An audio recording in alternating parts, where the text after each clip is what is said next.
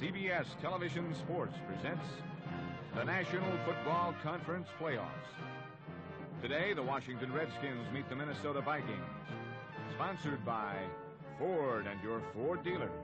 The closer you look, the better we look. And by the Miller Brewing Company. Brewers of Miller High Life. If you've got the time, we've got the beer. And by the Savings and Loan Foundation on behalf of your nearby Savings and Loan Association. They want you to know how money works. And by Holiday Inn, the most accommodating people in the world.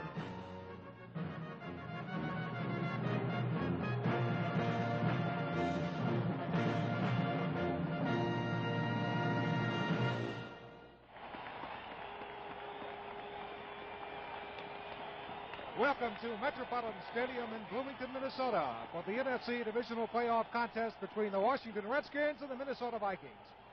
I'm Bruce Roberts. We're having a veritable heat wave here. It's 24 degrees above. As far as the field is concerned, it's been covered with a tarp both this week and last. It's in fairly decent shape. Now let's join the gentlemen who will be describing today's action. Wayne Walker, Tommy Mason, and Jack Whitaker. Thank you, Bruce. And yesterday at his press conference, Coach Bud Grant of the Vikings said that he thought the Vikings and the Redskins were two very similar teams. Wayne, do you subscribe to that? That's exactly right. Not only do they match up really well physically, but really their philosophy is the same. They live with their defense. They play conservative offense and hope that their defense can force mistakes. And I think one point to really keep in mind today, everybody talks about the great Minnesota rush. They've gone to the passer 30 times this season, but the Redskins have got to the passer 53 times. And maybe one other little thing, the Washington quarterbacks, both Billy Kilmer and Jurgensen, are a little bit gimpy, and they could have some trouble today avoiding that strong Minnesota rush, whereas we know Fran Tarkenton can move around back there. How about offensively there, Tommy Mason? Jack, I think in order for the Redskins to succeed in this game and come out on top, they're going to have to establish their running game. Their whole offense is predicated on the running game. The passing game evolves off of that, and it's been a little sporadic this year, and they haven't really got it going real well. But if they can do it today, then I think it's going to be a good day. But both clubs, you feel, are going to wait for the other fellow to make the mistake, right? I'll tell you what, we could still be here Tuesday. Yeah. On this defensive game. All right, we'll be back with the start of today's game in just a moment.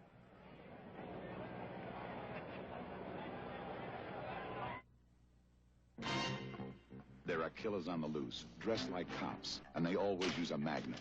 There's only one cop around who can crack this case. They call him Dirty Harry. In 24 hours, Harry stops a robbery, covers a stakeout, and prevents a hijacking. Clint Eastwood is back, and this time his world is dirtier than ever. Magnum Force, rated R. Opening Christmas Day at selected theaters around the country. This is fiberglass insulation. Johns Manville makes it. You know what it's worth to you? About $13 a month. That's how much money the right home insulation can save you in fuel. That's a lot of fuel. And with today's energy problems, that's more important than ever. Only problem is our story just keeps getting covered up. Johns Manville, a good name. That's a little hard to find. Freedom. Financial freedom. Freedom to live the way you want. Freedom to educate your children the way you want. Freedom to retire the way you want. Financial freedom, it doesn't come easy. But you don't have to go it alone. Merrill Lynch has 29 ways to help you fight for it. Merrill Lynch wants to help you fight for your financial freedom. The Redskins have just been introduced here at Metropolitan Stadium as the rest of the squad comes on the field. There's the starting offensive lineup. They've won the toss and will receive. And in a moment, you'll hear a tremendous roar as the purple people come out. Here it is.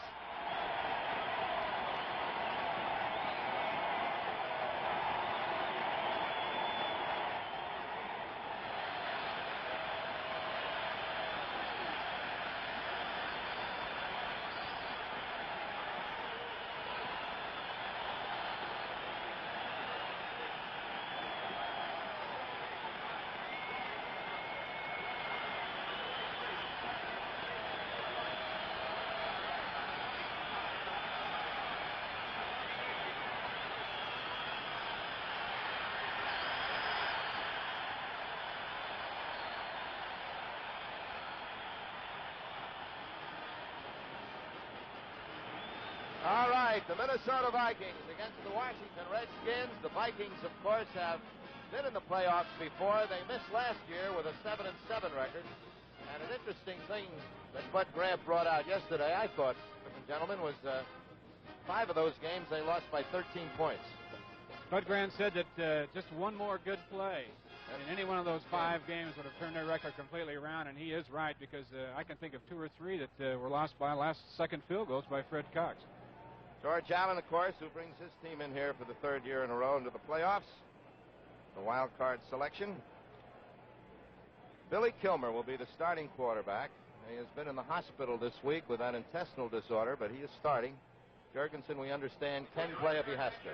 Jack, I was talking to Billy before the game, and he feels very good. I think he's lost about 10 pounds as a result of the intravenous feedings. He couldn't have any solid food while he was in the hospital, but he's a competitor, and he's up for the game, and I think it's going to be a good day, and it's always nice to have somebody like Sonny Jurgensen as backup, if you will.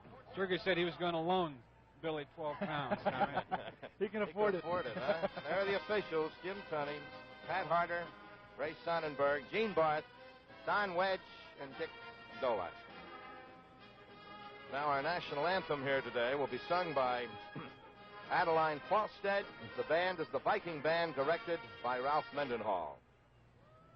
Ladies and gentlemen, the Viking Band, under the direction of Ralph Mendenhall, will play our national anthem, and Adeline Falstead will lead us in the singing. Let's all join in.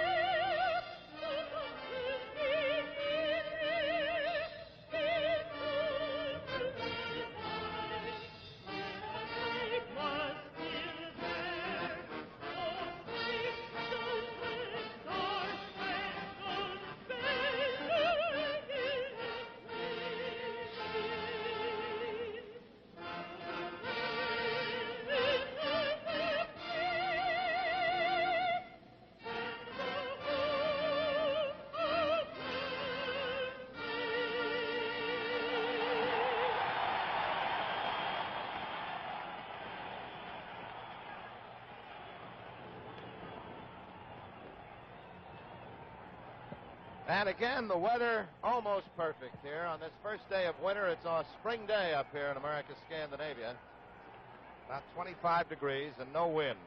This telecast is presented by authority of the National Football League. It's intended for the private use of our audience. Any rebroadcast or other use of this telecast without the express written consent of the National Football League is prohibited. Rance Harkington. Now, Fred Cox, I understand, does some nice things on a kickoff. I wouldn't be a bit surprised if he tries to keep the ball away from number 28, Herb Mulkey, who is the second leading kickoff returner in the National Football League. And Freddie will squib that ball a lot, and it'll end up in the corner. So let's see what he does with this opener.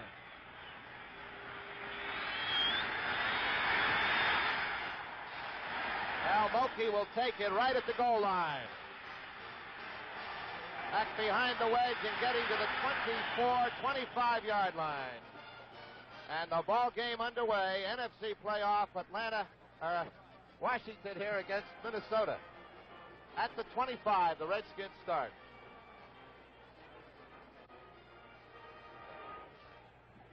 Marshall, Page, Larson, and Eller the front four. Winston, Seaman, and Hilgenberg at linebackers as Kilmer brings them out. Haraway and Brown the back.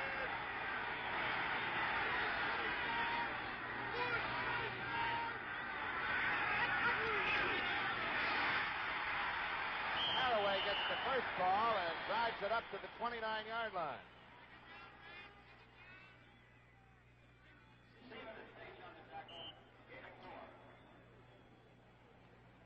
It'll be 2nd down and 6 as we watch the Minnesota defense spread out. Bryant and Wright are at the corners. Paul Krause and Jeff Wright at safety. 2nd and 6. Jefferson in motion. Larry Brown for the first down as he gets across the 35 to the 36. You know, the Redskins have a fine pair of running backs with Brown and Haraway here. You see Charlie Haraway leading and making a nice block on the Hilgenberg, the linebacker. Larry pops right on through, and you can see the power behind him. You know, he only weighs about 195 pounds, Jack, but he's one of the strongest 195-pounders I've ever seen. That was against that right defensive side, Marshall and Hilgenberg on that one. And it's a first down for the Redskins. Kilmer.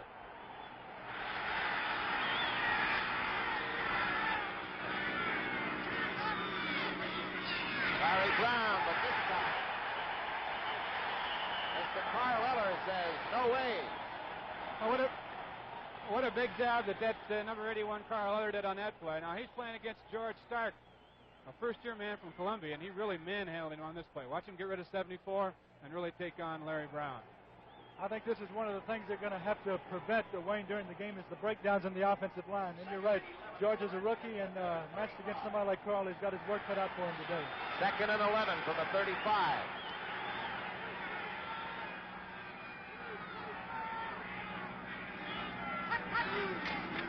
Haraway. That's it, maybe 3 yards on the play to the 38.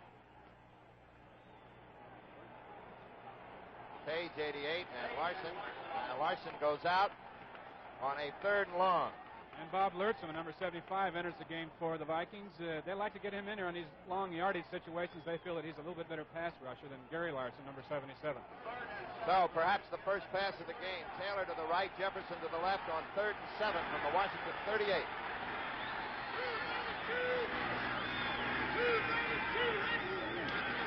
No. Larry Brown. Good pursuit, however, by the Minnesota Vikings, and Washington will have to punt.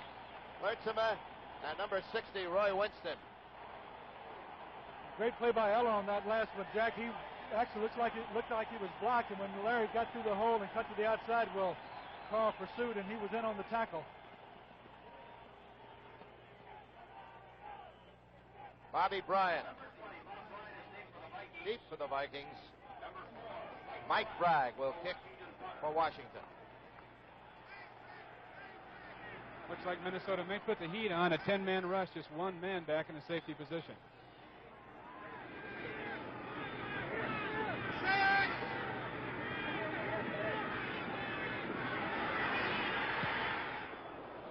Good high punt. Bryant, fair catch inside the 15. The 13-yard line. The Vikings have the football. So the Viking defense stops Washington on the first series. No score with 11:29 left here in the first period.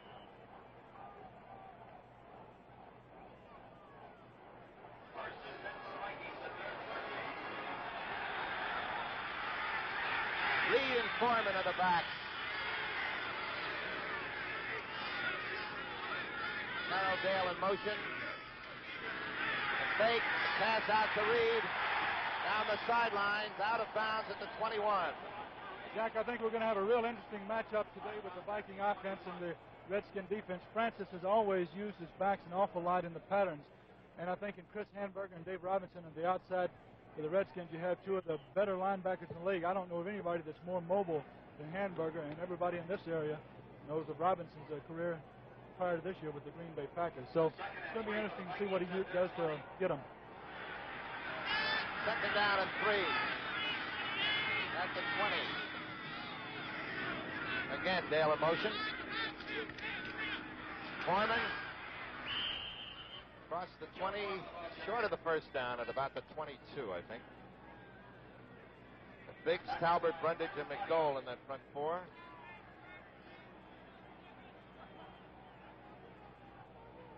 Washington twice now have lined up in an odd man line with a man over the center. The first time they switched back to 4-3 right at the last. That time they stayed in it with the man over the center, Mick Tingelhoff. They hope to get a mismatch there. Tingelhoff only weighing 232, 35 pounds, and they're doing that to shut down the Minnesota running game in the middle, and it worked that time. 3rd and 1.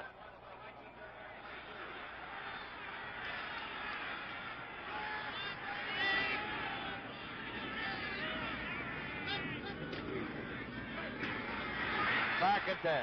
On 3rd and 1 to Gilliam, who's out there and can't pull it. Whoa, shades of Bart Starr on 3rd and 1 and going long, huh? I tell you, Francis pulled it out of the hat, and he had it. You know, it's too bad. I think Gilliam kind of lost it over his shoulder. We'll get a chance to watch it here. You see him coming in like he's going to block, and this makes the defensive backs think that he's coming in to crack back, and you see Pat Fisher chasing him there. At this point, he's got to try to watch the ball and veer and adjust to the ball, and isn't able to do it. You know, those are the opportunities you hate to miss. Speedy Duncan for Washington. Highshide to punt on 4th and 1.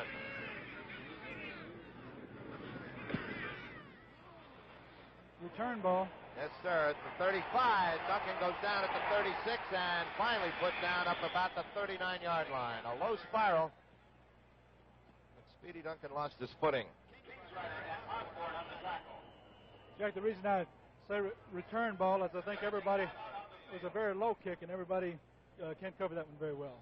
Well, with 10 minutes and 20 seconds remaining in the first quarter, there's timeout with the score Washington nothing, Minnesota nothing.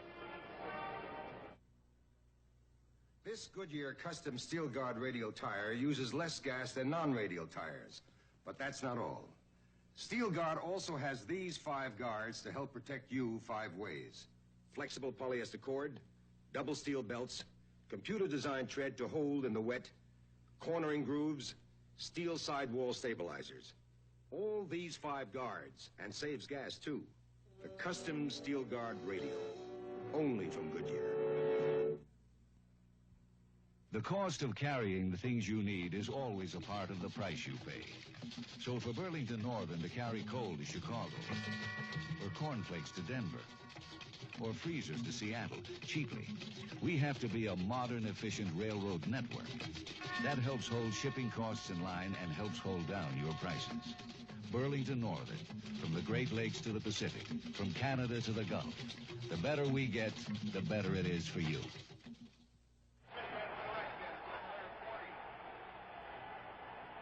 Redskins, 1st and 10 from their own 39. No score.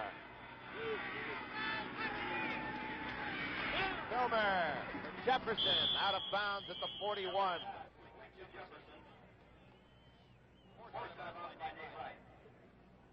Most teams that have been successful against the Vikings this year have thrown a lot on 1st down. They try to avoid those 2nd and 8, 2nd and 9 situations, and off-play action and your short outs and those kind of patterns. Really good call against Minnesota defense.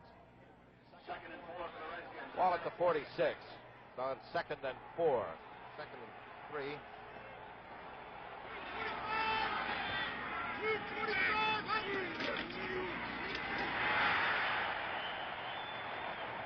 About a half a yard on that play. Haraway. Keller and Seaman on the tackle.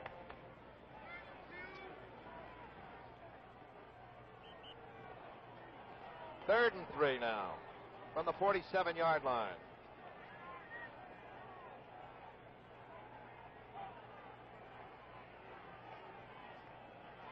Third and 3 for the Redskins. Jefferson out to the left, Taylor to the right.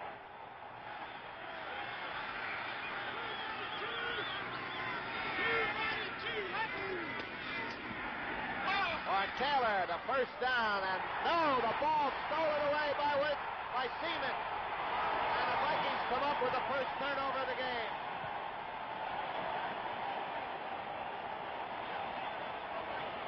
Wayne, it's like you were saying before, the defense is going to play the large parts and opportunistic. You see Charlie Taylor running a quick post here, and here comes those linebackers. Jeff Seaman, they knocked it loose. Well, it was a good hit by number 43, Nate Wright, from behind. It really popped the ball out of there. Seaman on his drop came over and picked it out of midair, and that's the break that Minnesota's been looking for right there. Can't make any mistakes against these Vikings. On the Redskin 43, 1st and 10. Again, Carroll Dale in motion. Again, the fake goes to Foreman. The short one back here to Gilliam, and it is really broken up. Mike Bass coming in as the Redskins were ready. Mike Bass made a fine play that time. Now, that's just a split end or a flanker back screen, and actually Gilliam should have taken about 2 or 3 steps downfield into his pattern and came back for the ball, but he really didn't make a definite move downfield, and he didn't sell it to Mike Bass at all. It was really waiting right there for him. Wayne, I think one of the things that the players in situations like this, when you get into playoff games, one of the things they'll do is maybe hurry their emotions a little bit, and I think that's what John did on the last play. 2nd and 10.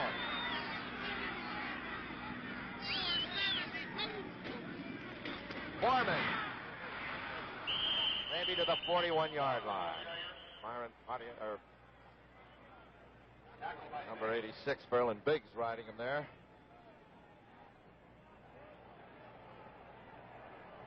That'll be 3rd down and 8.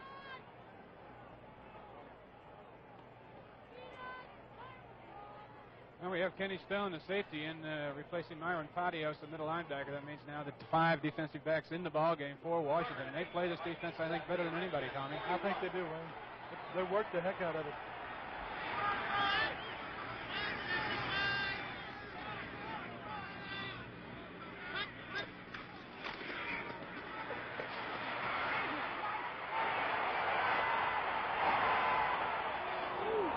Ball knocked loose, but Tarkenton picks it up, and he is well back to the 46-yard line.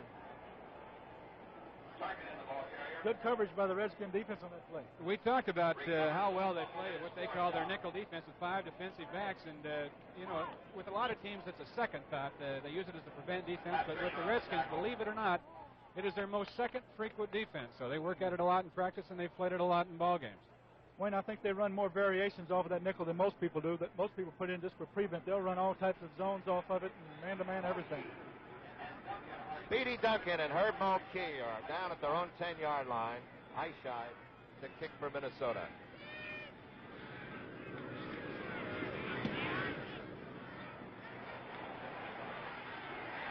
Four-yard line, Mulkey, and he is dropped inside the 15. Good coverage there by the Vikings, and the Redskins start on their own 14-yard line. So it's starting out to be that defensive game we thought it might be. 7 minutes and 42 seconds left here in this first period. No score.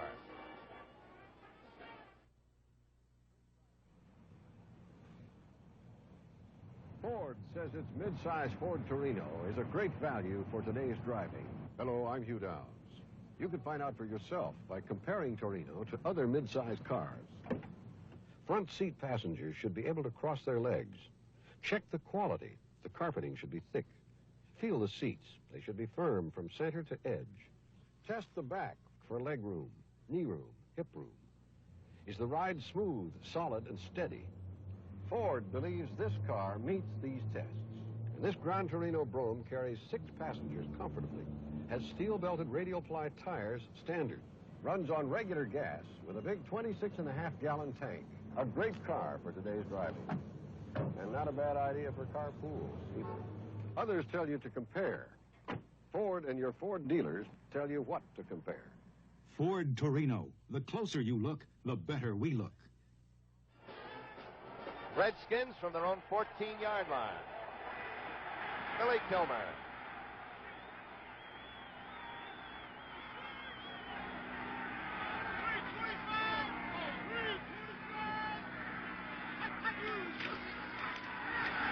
Play action for Taylor. Almost. Paul Krause tipping it off. Pretty good throw by Billy that time, but I really think he might have made a judgment error because he threw right into the Minnesota zone. Nate Wright was rotated up, and he made the bump on Charlie Taylor, and then Paul Krause had the deep outside, and he was there. Well, we have 2 bowl games coming up here on CBS. Next Saturday, Missouri against Auburn in the Sun Bowl. That should be a good one. I think that second one we're going to have on New Year's Day, the Cotton Bowl between Texas and Nebraska, should be a dandy also. Right here on CBS. Redskins now 2nd and 10 from their own 14. Pitch out to Larry Brown. Well, he got 2 nice blocks there, or he'd had a lot of loss on that play. Jackie does a good job of getting the ball right here. Billy tosses a little out in front of him, and Larry keeps his eye on it. The one thing you have to be careful, something like that, is you do watch the ball right into your hands. So many times it'll be a good toss, and it'll hit a fellow right in the hands and drop it, but got it going on that one. So on 3rd and 7, Lertzema comes in, and Larson goes out in that front 4 for Minnesota.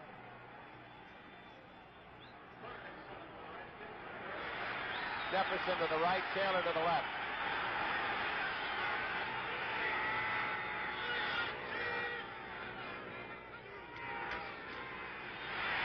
Larry Brown across the 25.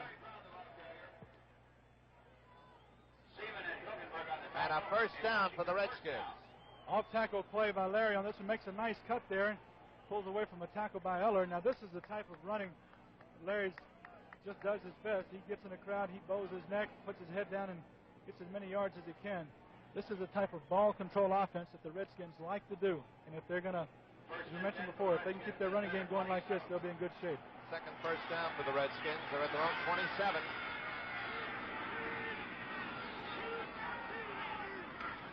Larry Brown. A hole was there, but it was plugged up immediately by Winston.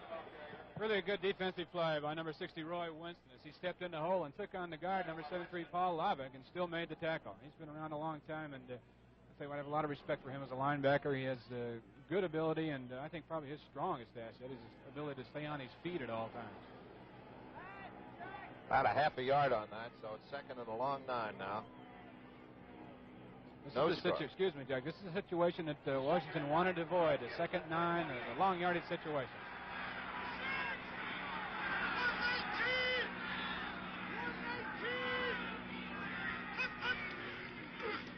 Larry Brown, and again, Brown gets the first down.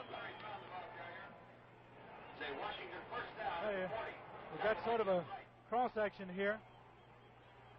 Charlie comes up the middle and is going for the linebacker. Larry comes around, nothing real fancy about it, but you don't really find fancy runs in the Redskin defense. They don't do any of the flea flickers or anything like that, although they're capable of it. Hard running. I think this, if their offensive line has a good day, as it looks like they're going to have, well, should be okay. First down from the 39.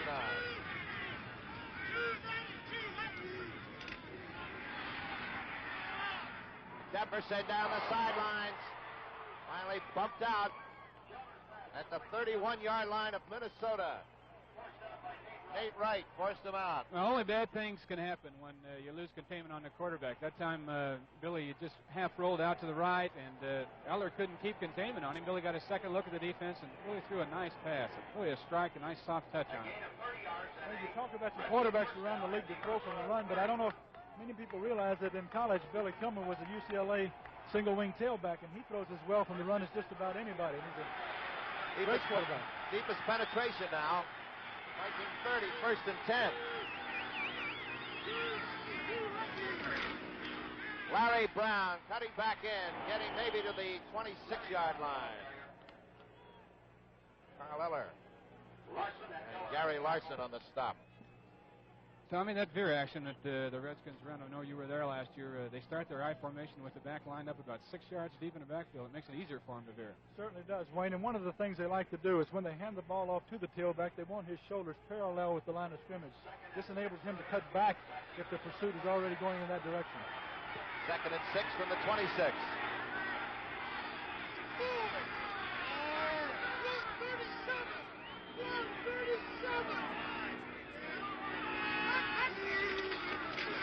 Haraway. Charlie gets it down to the 21, close to a first down. Jeff Seaman, you bet. Bud Grant calls him the best middle linebacker in the league right now against the run. Let's watch him. He had a blitz on that time as he took on number 87, Jerry Smith. The weak side linebacker, Wally Hilgenberg, also blitzed, and it was Seaman that pulled down Haraway. 2 tight ends in now for Washington on this 3rd and 1.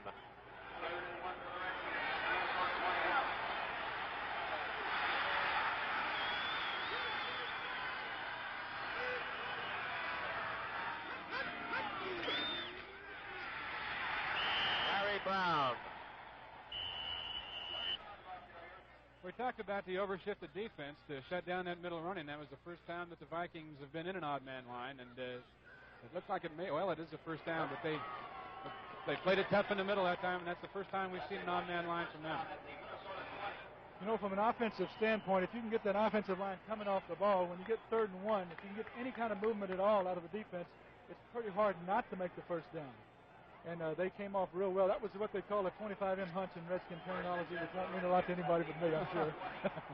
Redskins moving nicely here. This is the 10th play of this drive. First and 10 at the Viking 20. But Taylor, he's got it. Out of bounds, they say, at the 12. That went off Bobby Bryant.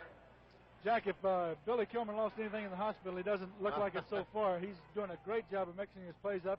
And there's, I don't think you can throw a pass any better than he did on that one. He put it right on the outside shoulder. If the defender was going to make any kind of a move at all, it had to be through Charlie Taylor. And he's throwing to a great receiver in Charlie Taylor also. And about the only thing that might affect Bill today would be fatigue. Right. In the latter part of the game, it may become a factor. 2nd and 2 at the 12.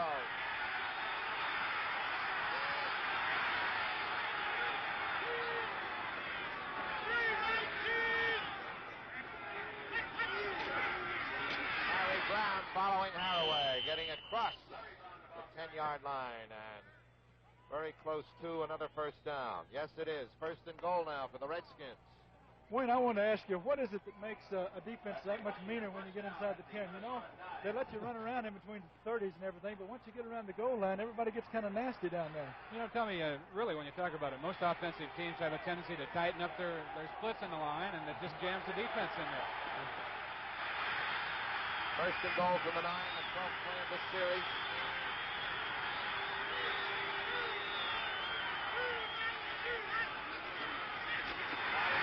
This time stopped dead in his tracks at about the 10. Seaman and Larson. Number 88, Alan Page, is in there really quick that time. And once again, really for the 2nd straight time now, Jeff Seaman has blitzed from middle linebacker. He's working on a stunt with Page. He sent Page to the outside, and he came up blitzing through the middle that time, and it was Page that hit the play. Page almost took the handoff. Quick. That is quick. It's 2nd and goal from the 10. Taylor and Jefferson out to the left.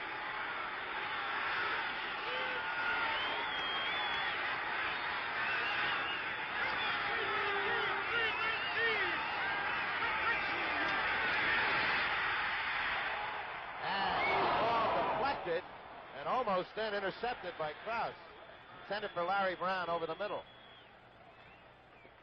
Billy might really have pulled the string on that pass, because I think just as he was going to release it, he saw Larry Brown slip and fall down there about the 5-yard line. So Billy might have been trying to hang on to that ball a little bit longer. Although we are having good weather, the field is a little bit hard around the edges and down near the goal lines. And I don't know if it was wet or what, but as you mentioned, Wayne, Larry did lose his footing on the play. 3rd down and goal from the 10.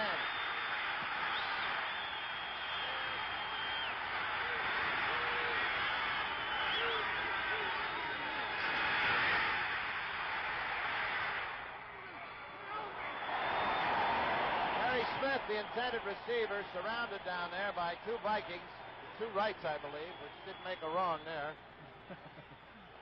I tell you what, that was a great job of blocking up front by the Redskin offensive line. Billy had all kinds of time that time, but Jerry Smith couldn't come open in the end zone as he was double covered over on the right side. So this drive, it's now gone to its 15th play. It's 4th down as Washington now will go for 3. And Kurt Knight will be the kicker. He's had some problems lately. One time during the year, he kicked 10 in a row, but I think he's 20 for 42 for the season, so he hasn't been too consistent. From the 17, Jurgensen holding.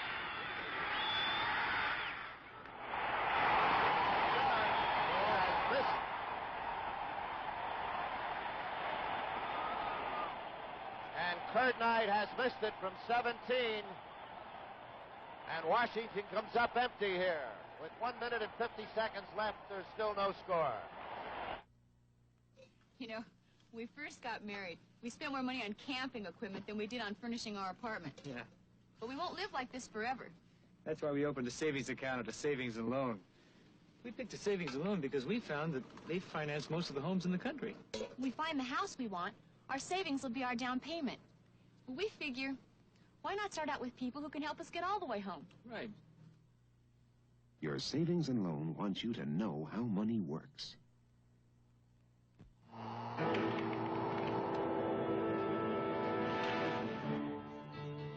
Now comes Miller time. You've made the last climb of the day. And now it's time to head for the best tasting beer you can find. Miller High Life, America's quality beer since 1855. If you got the time, we've got the beer. Miller beer. If you got the time, we've got. No score here with 1:50 left in this first period as Minnesota takes over. 1st and 10 from their own 20.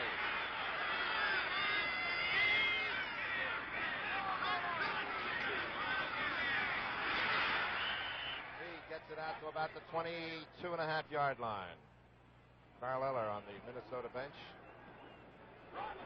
They had kind of a long stay in there the last time, Jack. I think the drive of the Redskins came from the 14, and they had a 15-play drive, which is really unusual against that Minnesota defense. They do get tough inside that 20-yard line. 2nd and 8. Gilliam to the left.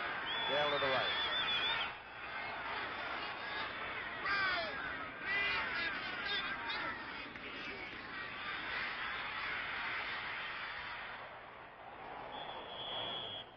Well, tremendous good pressure there by the Washington defense.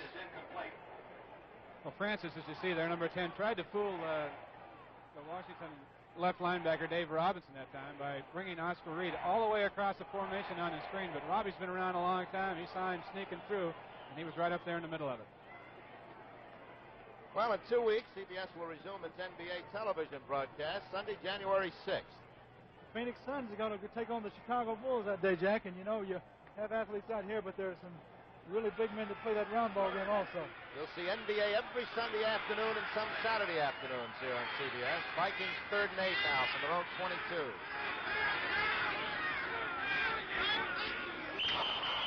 Ron Yari busted off sides. This will be the first flag of the game. There's a little strategy going on down there right now. Normally in this situation, the 3rd and 7 sure passing situation, you'd see Myron Patios, number 66, come out and the 5th defensive back come into the ball game. But as of right now, Mo is still in there. We'll see if this penalty takes the Vikings back, whether George Allen will change his mind over there. And he does. I think you're a mind reader, Wayne. 20, Kenny Stone comes in for Mo now. So he's got a heck of a number, doesn't he? You like it, huh? I like that. It was good to me for 12 years. 3rd and 13. Myron Patios. Hey. 3rd and 13 for the Vikings at their 17. 3rd and 13 against the nickel defense.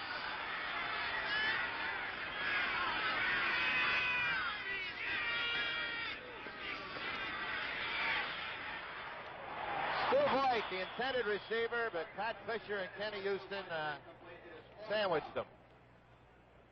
Didn't look like it was a good pattern, Tommy. It looked like he ran his turn too close to the sideline out there where the two defensive backs were rolled up into their zone as they were doubling the outside receivers. Right, well, as you know, one of the things from an offensive standpoint, one of the things you have to do as you come downfield is feel. If you can't see, you have to feel where those defenders are, and you make you turn away from them if you can. Try to get your body between them and the football.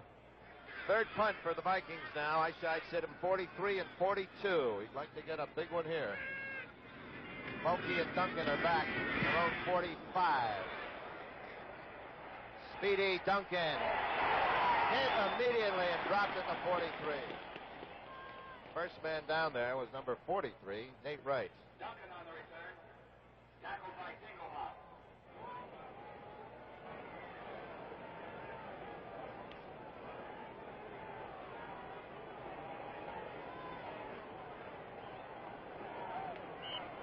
Well, the defense is having it in this first period. 1st and 10. The Redskins now from their 43. Harry Brown cutting back beautifully into Minnesota territory at the 43. Tremendous pursuit by Carl Eller on the play. In fact, Carl made Larry make the cut. Just a quick toss to Larry out here. You see Charlie Haraway coming out. Makes his cut there behind Carl Eller and heads on upfield. Now, this is good balance. One of the great things that Larry has is balance. He's taking a heck of a beating. He's earning every yard he gets there. They got him listed at 195. You mentioned that earlier, Tommy, but I'll tell you from the waist down, he's built like about a 210, 215-pounder. 7th first down for the Redskins. Vikings territory again at the 44.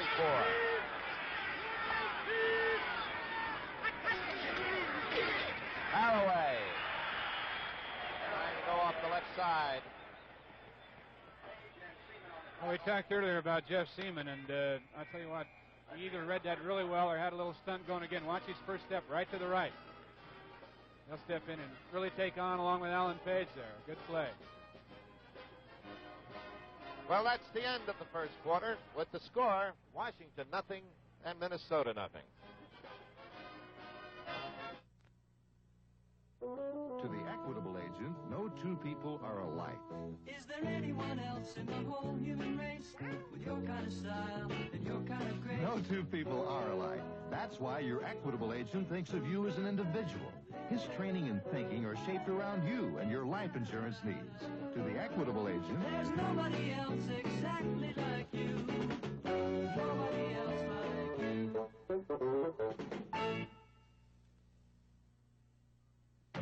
If you were thinking about replacing the tires on your American car, remember this. Of all the steel-belted radial tires, only one is offered as original equipment by all 4 major automakers. The Goodyear Steel Guard Radial, with these 5 guards to help protect you 5 ways. The Steel Guard Radial, only from Goodyear. Charlie Sanders feels deeply enough about children to serve as a co-chairman of the March of Dimes in Detroit and to help promote research into birth defects and other disabling illnesses. There's a need all over this country for people willing to help people. If you can type, drive, or make phone calls, call your local Voluntary Action Center or write Volunteer, Washington, D.C. 20013. What we need, money can't buy. We need you. Preceding announcement was brought to you as a public service by the National Football League. Tommy Mason, Wayne Walker, and Jack Whitaker here at Metropolitan Stadium as we begin the second period. The Redskins, 2nd and 11 from the Viking 44. No score.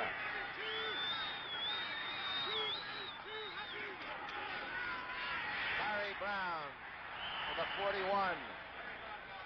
3 yards there, so it'll be 3rd and long. The Vikings, 12 yards offense in that first quarter. The Skins, 126.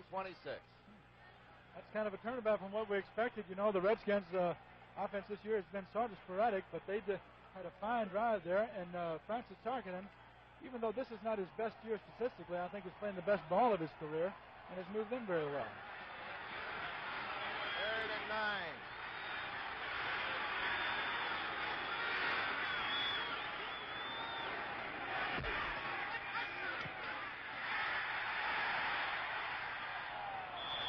No, incomplete. Roy Winston on Larry Brown. So it is 4th down now at the 42-yard line.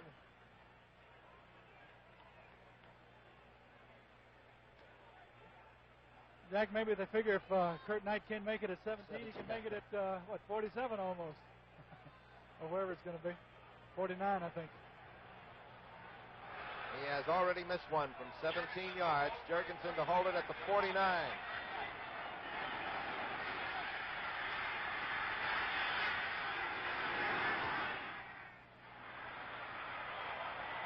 And it's short.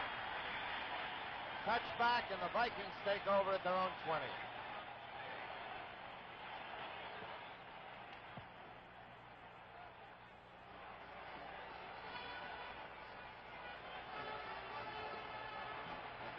Once again, Kurt Knight, 22 out of 42 now, and as we mentioned earlier, he made 10 in a row at one time during the season, so he's really fallen on hard times lately.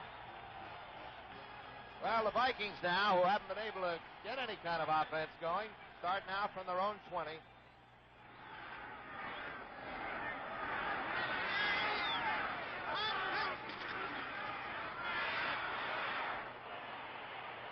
the Redskins still playing tough.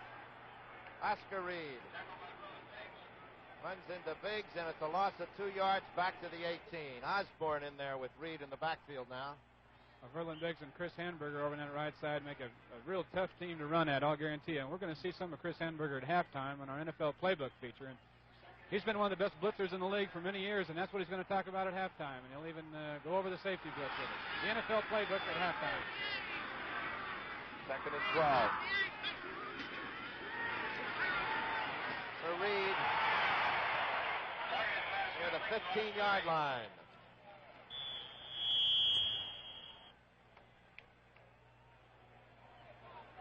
Followed very closely there by Dave Robinson. Robinson and Fisher on the tackle.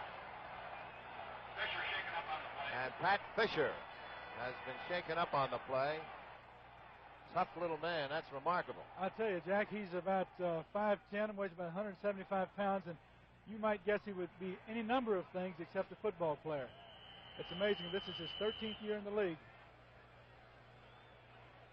Oh, Fisher shaken up here. It is 3rd down and 6 now for the Vikings at their own 24-yard line. No score.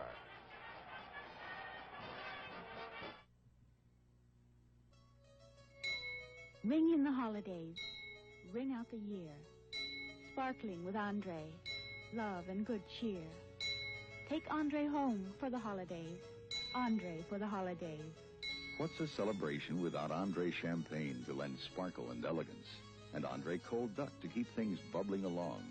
Greet the season and your friends with the best. Andre. For the holidays and all year long. First he gets a new car, and I get the old one.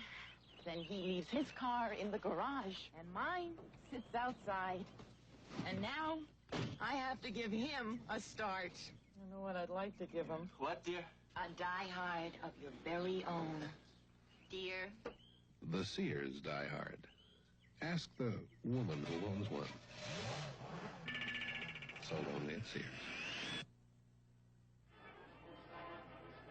Here's the play on which Pat Fisher got hurt on.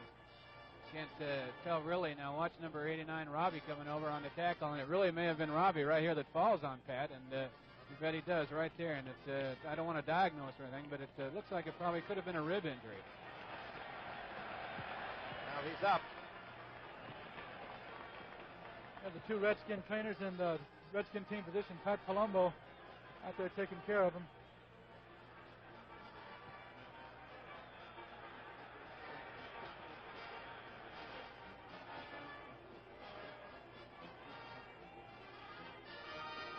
Speedy Duncan comes in to take Pat Fisher's place at left cornerback. Doctor number 6 called a medical exchange. 3rd and 6 for the Vikings from their own 24.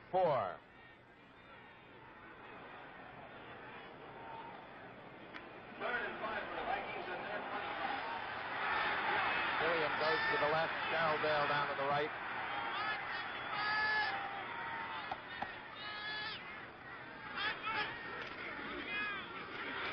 Reed. And Hamburger slowed him up. Robinson fell on him. 1st down.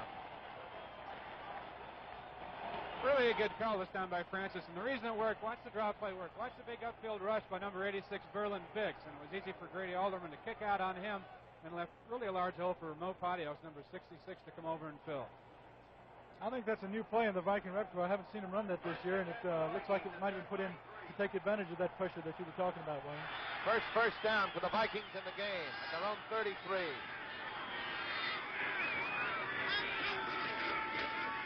This is Marinaro, maybe to the 35.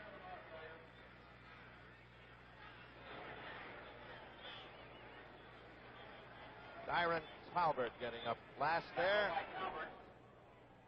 Getting a little chilly here now as the sun has gone behind some clouds. You know, this time of the year, Jack, you could almost call this a Minnesota summer. Yeah. 2nd and 7 from the 36-yard line.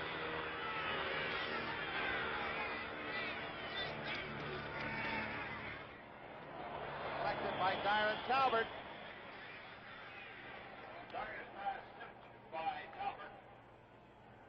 The Redskins playing as they have all year, so well on defense here. A puzzlement to Fran Tarkenton. Well, it takes a while. When you run up against the George Allen defense, I'm sure that it gives any quarterback problems. You know, most of the defensive notebooks in the league, I guess, are a little on the slim side as compared to the offense. But when you go to the Redskins, they carry 2 notebooks. You know, they can't get it all in one.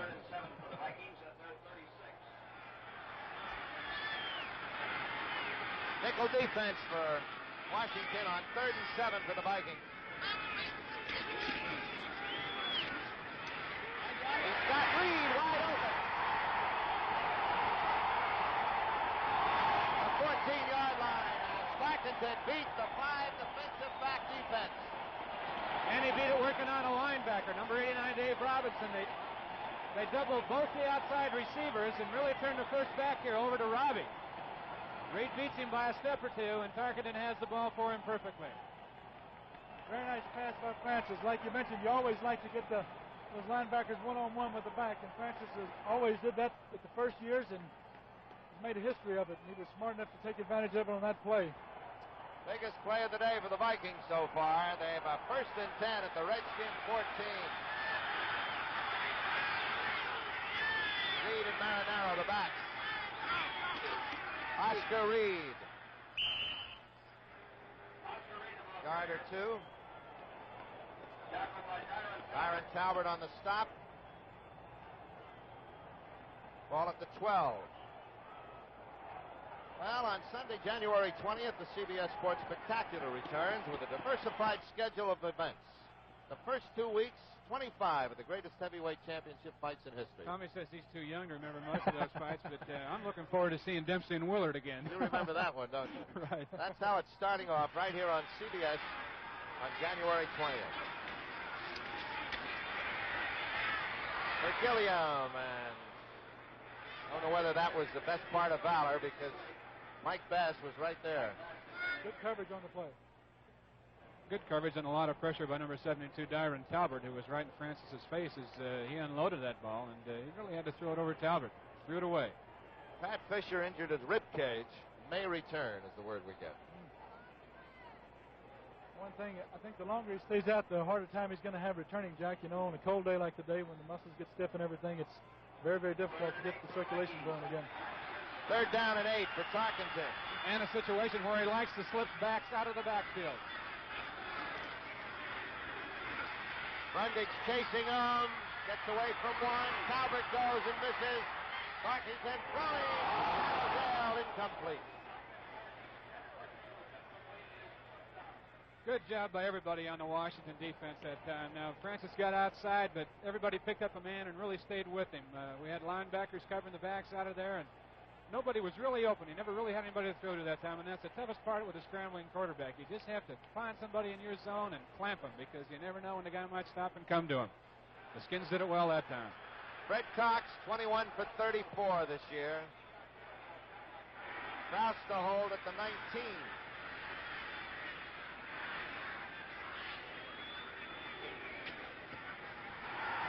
Our first score of the game.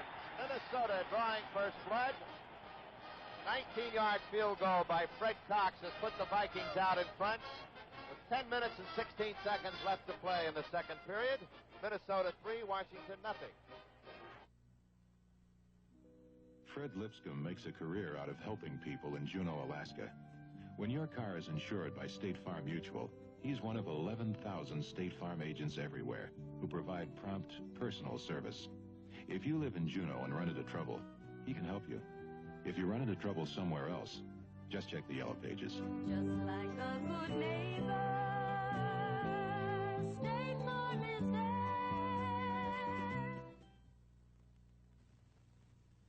Ever stay at a hotel you thought was convenient, only to find out your business is way across town?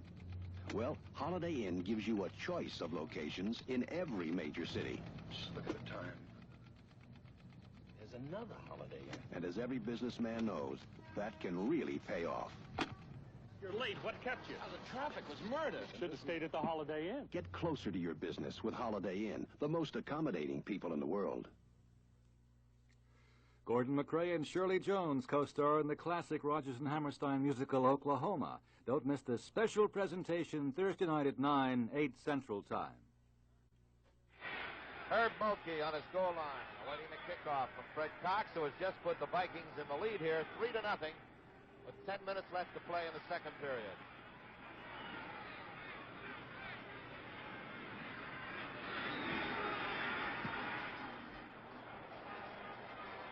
Oh, splendid kick. At the 15. out to the 31-yard line. Mulkey. No, it's good field position, but for a while there, it looked like that might be a very good kickoff for the Vikings. Fred's really good at that. He's probably the best in the league as a kickoff man, is moving the ball around. He can put it in either corner on you, and he wanted to keep it away from number 28, Mulkey. The Redskins from the 31.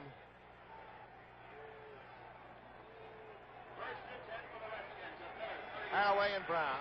Taylor to the right, Jefferson to the left, Kilmer at quarterback.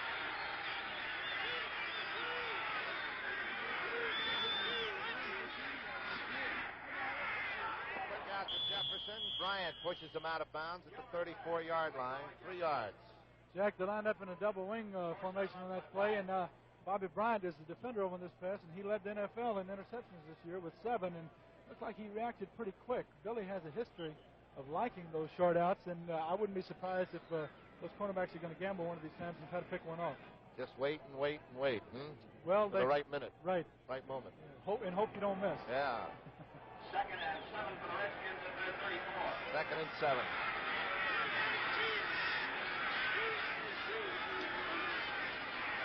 Harry Brown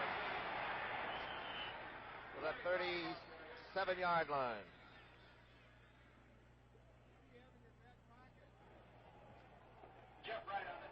George Allen. You know, Jack, you watch George and you watch him stroke his chin and straighten his cap, and he has these mannerisms during the game, and he looks like a baseball coach sending a signal down to the batter. He's not a bit nervous, though, is he, Tommy? No. 3rd down and 4.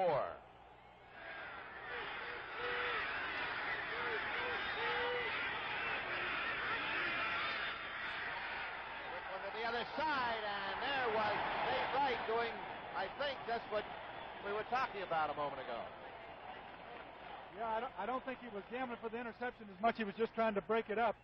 But he did a good job on it. The ball was thrown just a little on the high side. Roy really doesn't drive him downfield that much, and well, hit him in the hands. But Wright made a good play on it. Number 20, Bob Bryant is deep for the Vikings. Number 4, Mike Bragg, the Redskins punter. Bryant deep for Minnesota. Bragg, 2nd punt of the afternoon.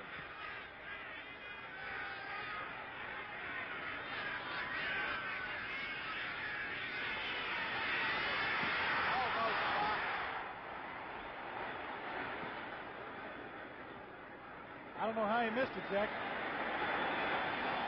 Well, it was Wally Hilgenberg, number 58, who busted up the middle, and if he missed it entirely, I don't know how he could have, like Tommy said. He may have gotten just a little bit of it. Because the kick wasn't that good. It's at the 37-yard line, 36.5-yard line of Minnesota. Well, one of the things the Redskins have done better than I think anybody else in the league is special teams, and that's really out of character for them. They usually protect their punter and their kickers very well.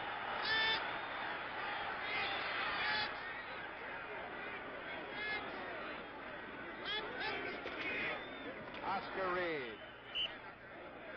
Maybe 2 yards. Now, Chris Hamburger, we talked about earlier. Now watch him use his finesse here. Not too big, 210, 215. He moves around, stays active, and watch him step in and take Oscar Reed on. And we talked earlier that he'll be featured at halftime on the NFL playbook, and he'll talk about blitzing from the linebacker position. 2nd and 9 for the Vikings at their 2nd and 8 from the 38-yard line. Foreman and Reed the backs. Matt Fisher is back in the ball game. Here's Chuck Foreman, and the rookie gets nowhere. Brundage on top, number 77, and Patios in the bottom. You know, I think one of the defensive linemen on the Redskins that's had probably the most consistent year is Bill Brundage, number 77, who we're seeing here. And it looks like they've got Foreman scattered so well because Bill didn't even try any penetration. He just came right down the line and seemed to know exactly where the play was going. Well, they play a wonderful team defense and never really break down individually. They have good pursuit, and they move across just like pickets on a fence, and you really have nowhere to go on them running in the middle. 3rd and 7.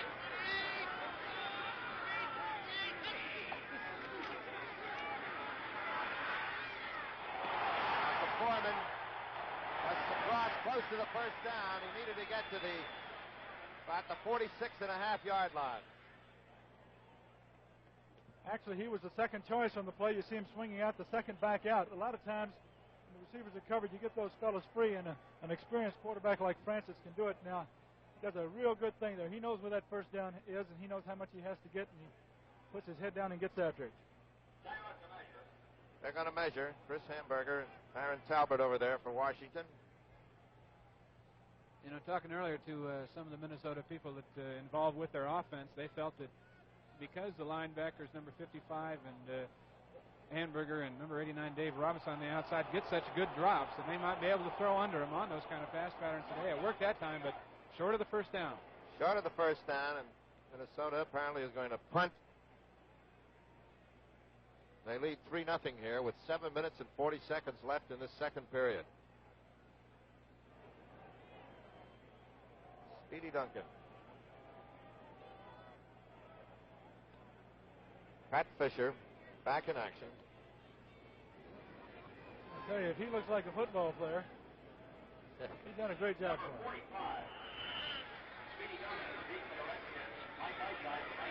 Mike Eichheid, the punt. He's averaged 42 yards on 3 punts today.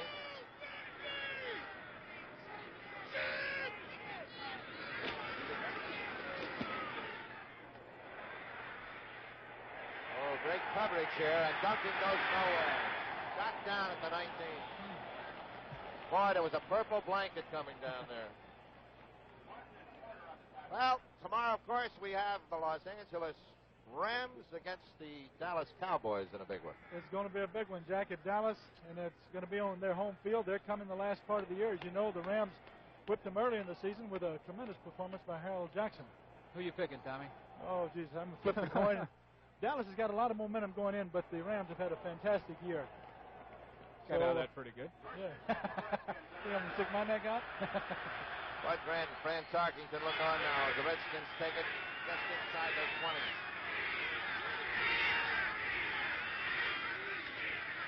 Haraway.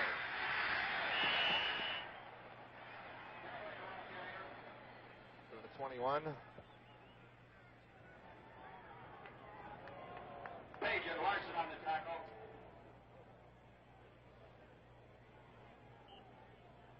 To the 22, they say. 2nd and 8. Kilmer's 5 for 10, 59 yards passing. Larry Brown has 59 yards and 14 carries.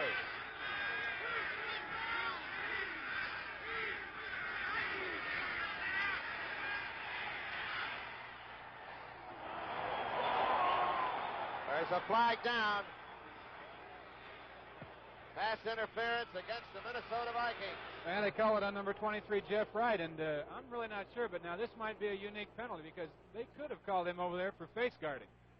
I know there was some contact made, but the ball might not have been in the air, but as he turned around, he may have been face guarding over there. Wayne, I think he was trying to cover Jerry Smith on the play, and they initially had what the Redskins call a straight, where the tight end goes out about a 2-yard deep pattern, 3-yard deep pattern out in the flat, and Billy couldn't get it to him, and Jerry just turns upfield, as experienced receivers will do. And I think Wright was a little bit behind him and was just kind of hanging on and gave him a little extra shove while the ball was in the air, and that's a no-no. 1st and 10 at the 26 for the Redskins.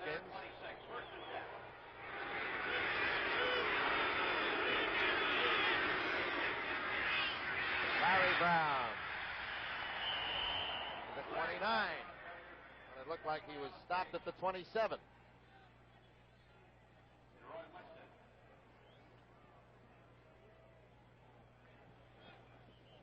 It's 2nd and 7. 3-0. Minnesota leading Washington here with 6 minutes left in the second period. 2nd and 7 for the Redskins. Taylor left, Brown in the slot to the left.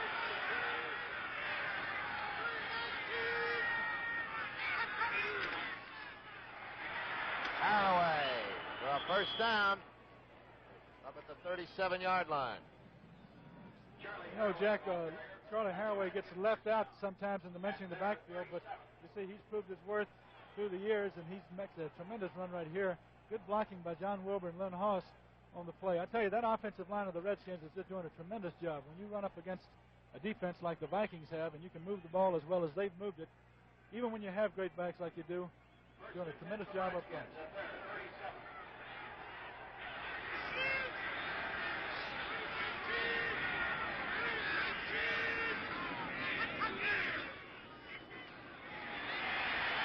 Well, this time the Viking defense is there, and they drop Brown back at the 30.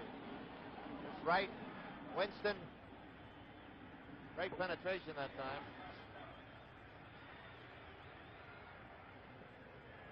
That'll be 2nd and 17 from the 30-yard line.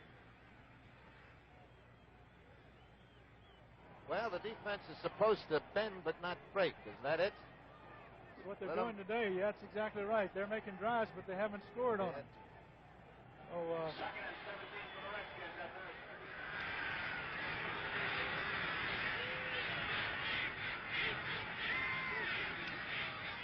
pitch out to Larry Brown, getting him outside. Bryant misses the shot. And Brown takes it all the way to the 36. Two things I'd like to point out in that run right there. And Jim Marshall did a fine job of taking down the interference, watching with Haraway and with the tackle right here. He forces it back. Now, watch this hurdle by Larry Brown. Tell me I thought that hurdling in the open field was illegal. never if you do it as an offensive player, Wayne. It is. It's supposed to be a, they got Joe Kapp here a few years ago, was a quarterback, and that was almost his trademark. When he'd get out running the football, he'd jump over the defenders, and it was a seldom used rule. And I think that George Allen dug it up when we played them, and were beat by them. And consequently, you see more people calling it nowadays. But it is supposed to be an infraction. 3rd and 11. Lertzema in for Larson in the line for Minnesota.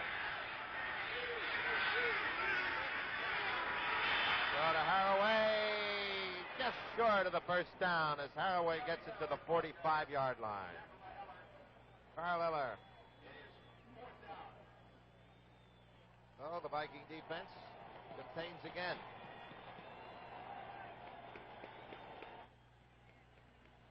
See Billy Kilmer saying we almost had it. He's doing a good job of mixing his plays up. I think he's trying to keep the defense off balance, and you get in the passing situations like he just had then. He's running the draws, and I guess that's as good a way as any to attack this Minnesota defense since they have so many strong personnel over there. Mike Bragg, the punt. Bryant is deep, and West shallow.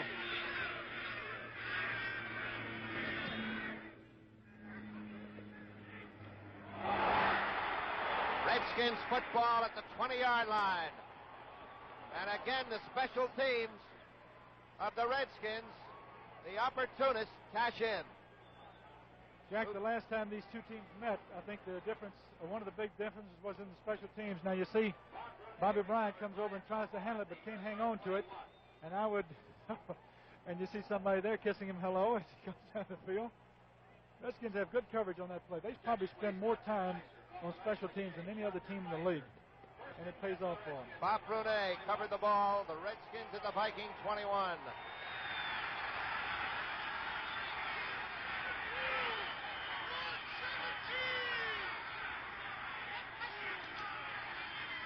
Larry Brown.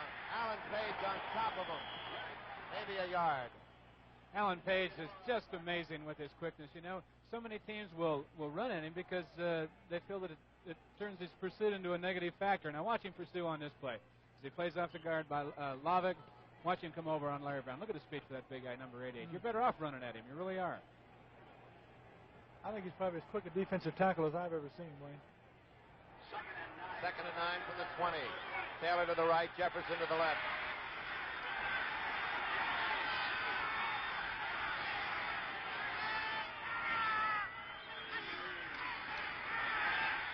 Yes, sir. Charlie Taylor inside the 5 at the 3. Paul Krause on the tackle.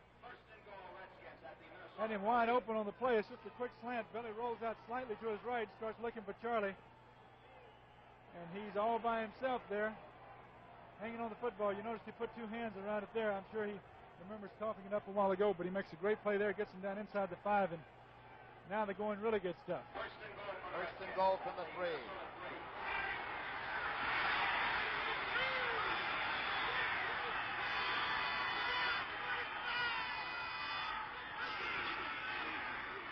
Larry Brown, touchdown.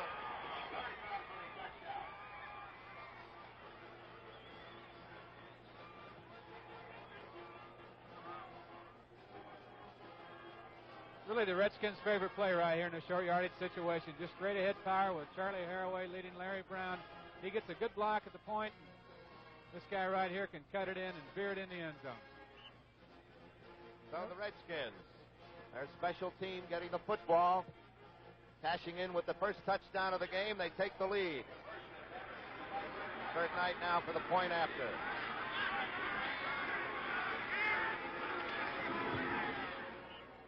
Yes, sir. This one is right through. And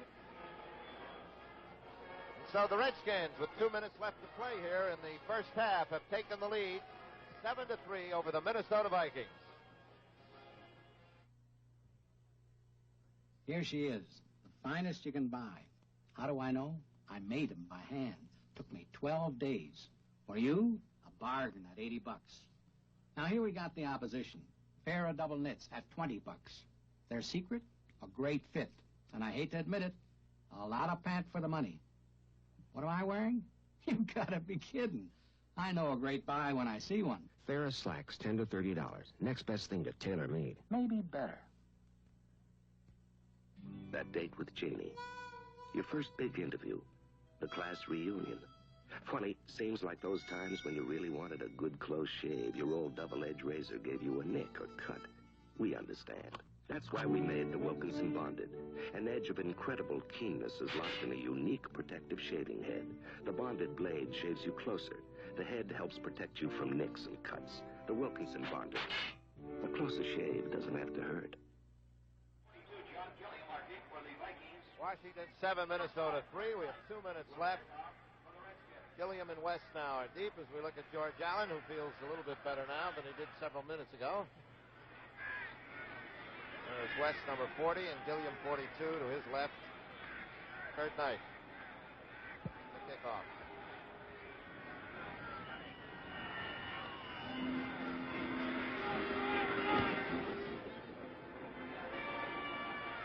West, the 2. Good block. Turns the corner, gets it up across the 25, out at the 27-yard line. Good return by Charlie West. You know, he was signed a Major League Baseball contract before he was ever a rookie here, Jack, and went to camp, and I guess just didn't really have quite enough for the Major Leagues right off, and came on and reported to the Vikings and figured that he would rather play Major League football than wait a while and play Major League Baseball. Parkinson has 1 minute and 53 seconds left in the half from his own 27.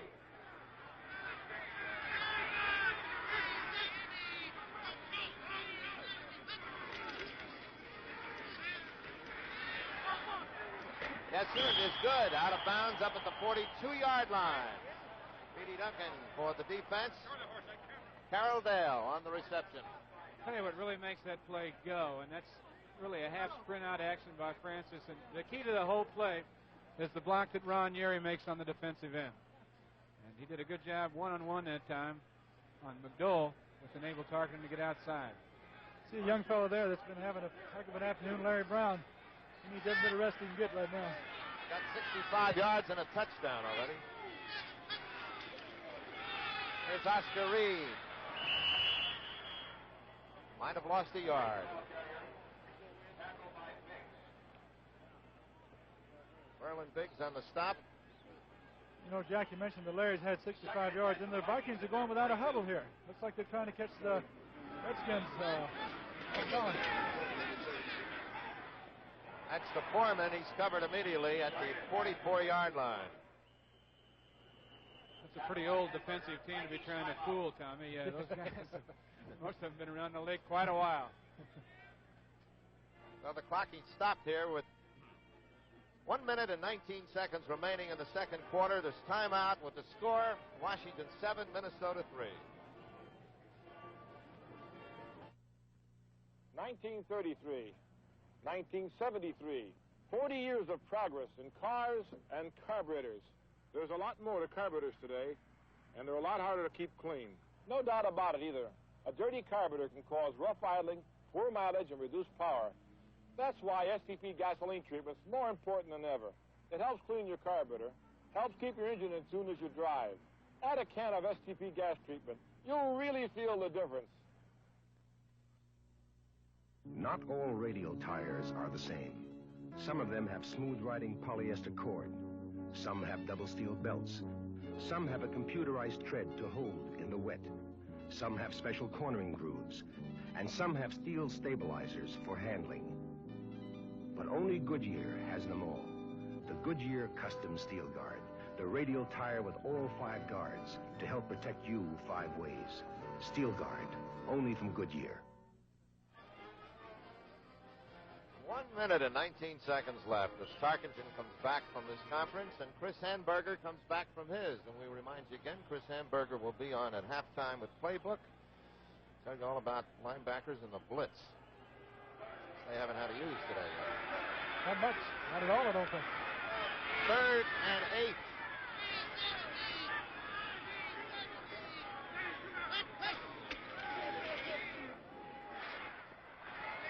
Yes, Carroll Dale at the 40-yard line of the Redskins.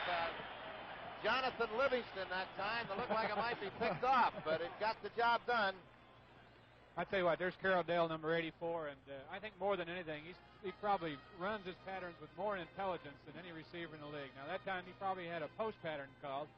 He ran down, made his move to the post, and saw that Washington was laying back there in his zone, so he just pulled up in between, and Francis got the ball to him. He's been a great one for a lot of years. 1 minute and 12 seconds left. A ball at the Redskins 40. Tommy, it's so important for those receivers and backs to be able to read the defense themselves along with the quarterback as they come out of the backfield. Exactly. When you get somebody like Carroll who's been around 14 years, I think it's like having a coach out there on the field. And George Allen always, he likes the experience, and that time it worked the other way for him. The Vikings have their share of experience also.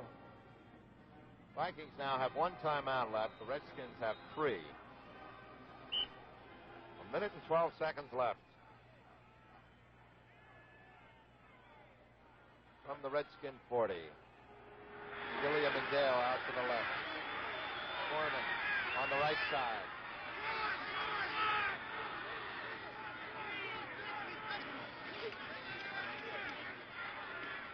Foreman over the middle. Still on his feet.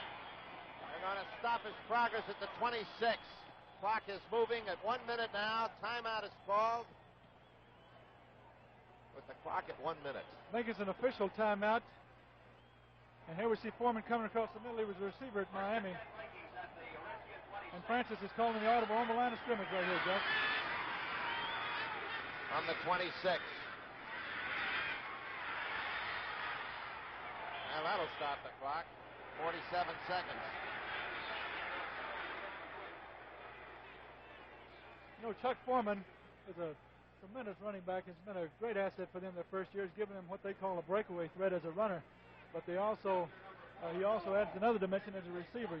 If you can have a back coming out of that backfield that catches as well as he does with his background as a receiver at Miami, well, it puts a lot of pressure on the linebackers, Wayne. I think you'd be very familiar with something like that. I remember a guy that used to play for Minnesota. His number was 20. One year he caught 9 touchdown passes coming out of the backfield. Tommy?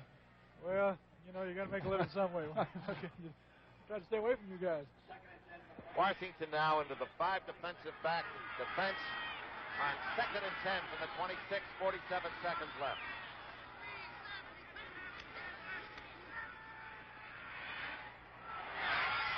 Gilliam, incomplete.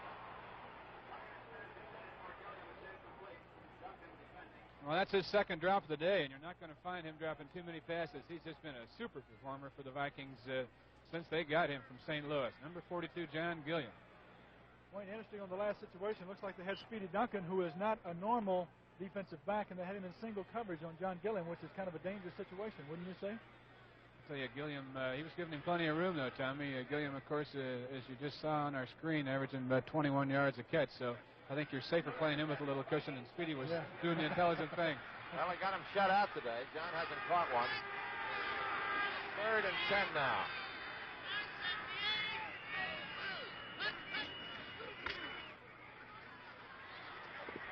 There's the Washington defense again. The interception by Bass.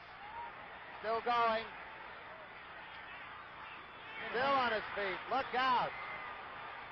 Up at the 36-yard line. 26 seconds remaining. Mike Bass. Tremendous return on that one. I tell you, he was playing the outside all the way. It was really kind of a, I think that Francis expected Gilliam to turn out on that last play, and he couldn't really get out there, and he let it go.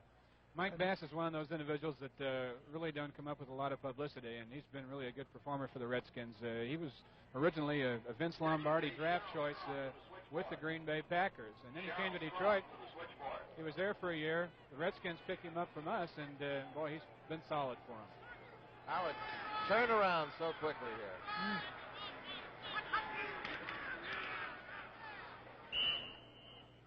So instead of 7-6 or perhaps even 10-7 at halftime, it looks as if we're going to go in at 7-3 with the Redskins leading. 14 seconds. They're letting the clock go. You know, Jack, we've talked so much about momentum, and this has got to send the Redskins in the halftime on an up note, which is didn't look like that way just a couple of seconds ago. There it is. That's the end of the first half with the score. Washington 7, Minnesota 3.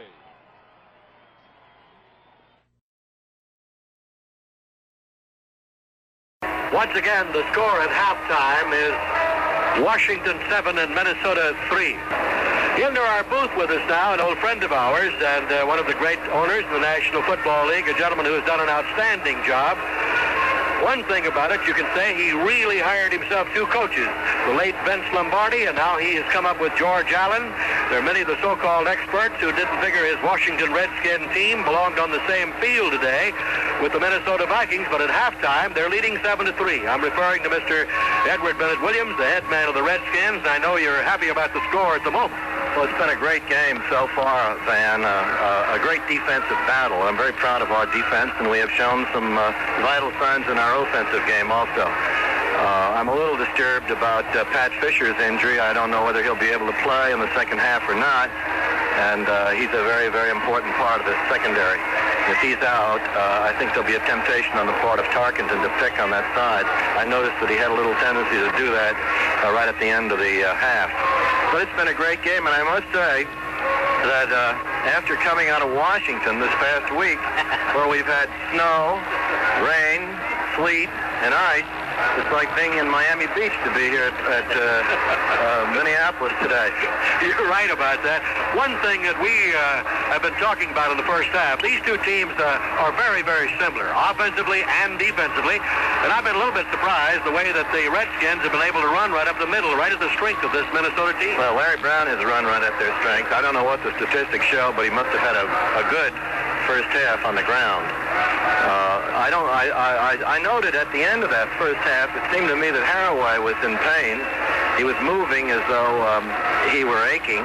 And I don't know whether we'll see him in the second half. Did you notice that at all? Yes, I did notice that, and it's possible you might not. And, of course, he's not particularly deep in running backs, but Herb Mulkey is a big favorite with the Washington fans. They'd like to see him in action. Well, if Haraway's hurt, you'll see Thomas. You'll see Dwayne Thomas in I was there. going to ask you about that. We asked George Allen yesterday if we might see Thomas, and he said it was just possible. Well, if Haraway is in any way disabled, it'll be Thomas who will go in. And I've been waiting all year to see Thomas run with Brown. Brown is at 100% now. He's well. He had injuries that plagued him all during the year, but he's running well again. He ran well last week, and he is here today. And I'd love to see the two of them run together. You are pleased, evidently, then, by the performance of your team in the first half. So far, we played well. I was terribly disappointed in that easy missed field goal down there. That was a disaster. But I'm getting a little psychologically hung up myself now every time I see us put the field goal unit on. We've had so much trouble there this year. You know, we saw three of them miss in the first half in Dallas that were chip shots. Right. And I thought maybe this was going to start it off again today. We asked Allen about Kurt Knight yesterday, and he said this would be the day he would come out of his slump. Well, we'll wait and see. It's just wonderful to see you. Congratulations to you on the great job you're doing at Washington. Thank you very much, Van. Nice to be with you. Mr. Edward Bennett Williams is the head man of the Washington Redskins. The Minnesota Vikings are coming back on the field, and in just a moment we'll have the kickoff for the second half. The Padres are still in San Diego, but the National League is looking for a way out of the latest tangle over a planned transfer for the baseball squad to Washington, D.C. National League President Chubb Feeney said on Friday the Padres franchise has reverted back to San Diego because the new owners failed to pay the city of San Diego for the remaining 15 years on a 20-year lease. San Diego has filed a $12 million breach of contract suit. Feeney says Washington still is in the picture, but the league is studying other alternatives as well. One would be for the league to operate the team in 1974, and National League owners, not one to look toward charity, probably will use that as a very last resort, for that is for the league to operate the team in 1974. Probably what will happen is the league will give them a little bit more time to discuss it and try to come up with a situation where that team can move to Washington. Don't forget that I believe it was in '69, they transferred the Seattle franchise to Milwaukee 48 hours before the start of the season. The Minnesota Vikings are back on the field. We're waiting now for the Washington Redskins, who are leading in this game, to come out. Halftime with the score, Washington 7, Minnesota 3. Bob, all season long, United Delco ran a Pick the Pros contest in connection with our broadcast of NFL games. So our congratulations go to the winner. You'll never find out who it was. It's a commercial plug, and we don't. Sorry about that. Now, that's a policy here at American Forces Radio, as you well know, as you have followed us through the years, and that is a definite commercial plug, and we try to get it when we can. Sometimes we miss, but nonetheless, that is a no-no. It's a 7-3 score at the end of the first half. The Washington Redskins and the Minnesota Vikings. Minnesota leading it by the score. Minnesota was leading it by the score of 3-0 when Fred Cox in a 19-yard field goal in the second period. And then the Redskins took the lead when Larry Brown smashed in from 3 yards out, following a Washington fumble recovery of a Minnesota punt that was fumbled by Minnesota, Washington punt, and the Redskins recovered and took it in 21 yards out in 3 plays, and that's it. Brown's touchdown, nice conversion, making it 7-3 in favor of the Washington Redskins. The Washington Redskins, who came in anywhere from 7.5 to 8-point underdogs in this one here at Minnesota today, they don't very often lose a game in Bloomington, Minnesota. The Vikings, and we're talking about that defense of theirs, yielded only 15 touchdowns. That's only one more, man, than the National Football League record of 14, which was set in 1970 and 1971. But they have their work cut out for them here against the Washington Redskins, who came in anywhere from 7.5 to 8-point underdogs in this one here at Minnesota today. They don't very often lose a game in Bloomington, Minnesota. And so the Vikings are out there, and the Redskins now come out of the field. And the Vikings are lining up around their own 40-yard line. Now they got to go to the other end of the field. As we mentioned, the Washington Redskins won the toss, received the opening kickoff, and so to get the second half underway, with Washington leading it 7-3, the Skins will kick off to the Minnesota Vikings, who send back in the deep spot John Gilliam, number 42, along with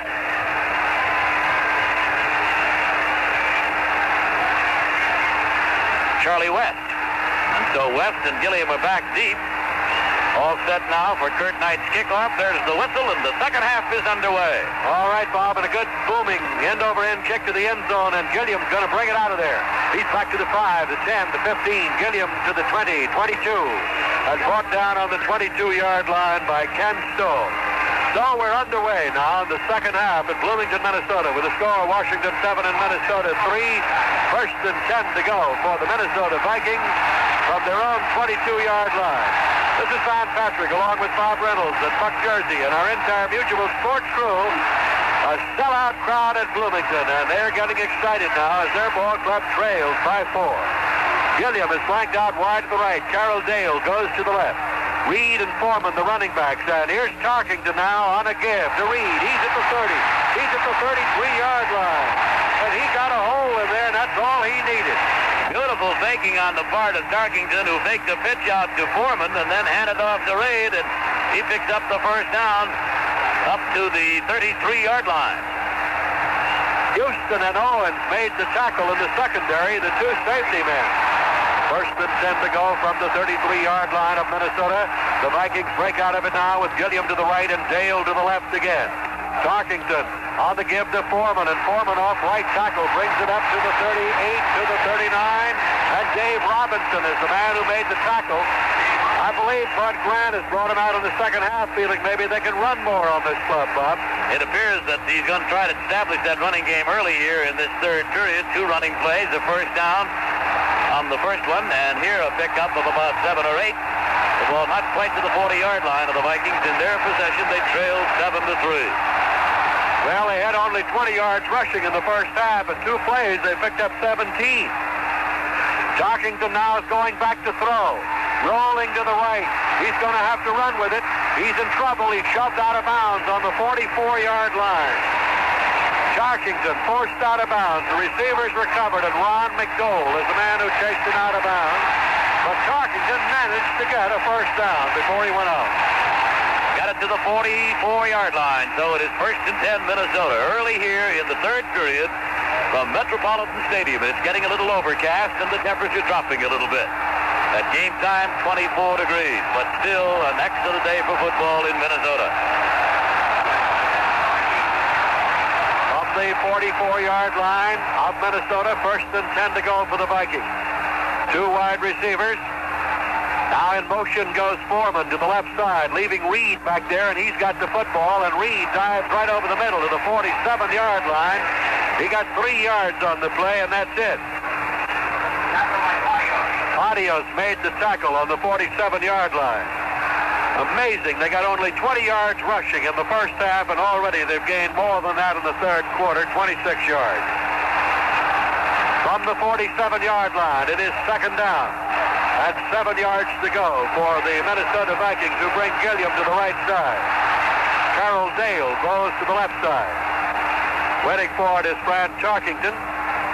2nd down, 7 yards to go. Tarkington ought to give to Foreman. Foreman going wide is hit as he reaches the 50, but he gets across the 50 and goes out of bounds on about the 48-yard line as Dave Robinson of Penn State, the man who knocked him out. Oakland and Pittsburgh will follow this ball game today from the Coliseum out in Oakland, and tomorrow it'll be Cincinnati and Miami, and then Los Angeles and Dallas. Bob and I will be in the great state of Texas. Running off the right side here and to get this third quarter underway, Van, using the blocking of Milt Sunday and Ron Yari. Right guard and the right tackle of that Viking offensive line, picking on the left side of the Vikings defense. 3rd and 2 to go. Foreman and Reed, the running backs, 1 wide receiver, 2 tight ends are in there. Waiting for it is Tarkington, and Tarkington on a give now to Reed, and Reed's at the 45, he's at the 40. Reed is at the 35, he's down to the 30. He is at the 25, the 20, the 15, the 10, the 5. He's brought down on the 2-yard line. Listen to this foul.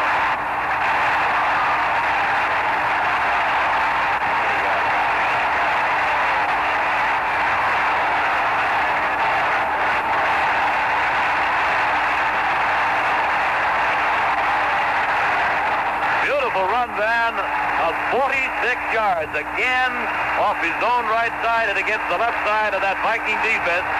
He was trapped a couple of times, and just by sheer dint of second effort has moved it now where the Vikings threaten to go ahead. 1st and goal from the 2. Bill Brown is now in there, Van.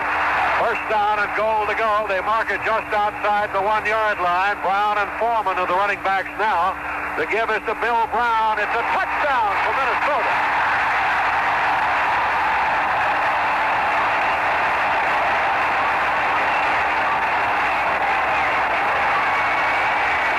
Well, Brown just went into the lineup. Took that handoff from Tarkington and pounded again over his own right side inside of the tackle spot and got the touchdown. And so the Minnesota Vikings now have gone out in front 9-7 here. First time Brown's carried the ball today. The first time he's been in there offensively, except on punts. Here's the try for point by Cox. It's up and it's good. And with the score, Minnesota 10, Washington 7. There's a timeout on the field now. This, I believe, is going to be the key to this entire football game right now, and that is the fact that the Redskins' normal cornerback, Pat Fisher, is out with an injury. He was injured early in the first half, has not come back.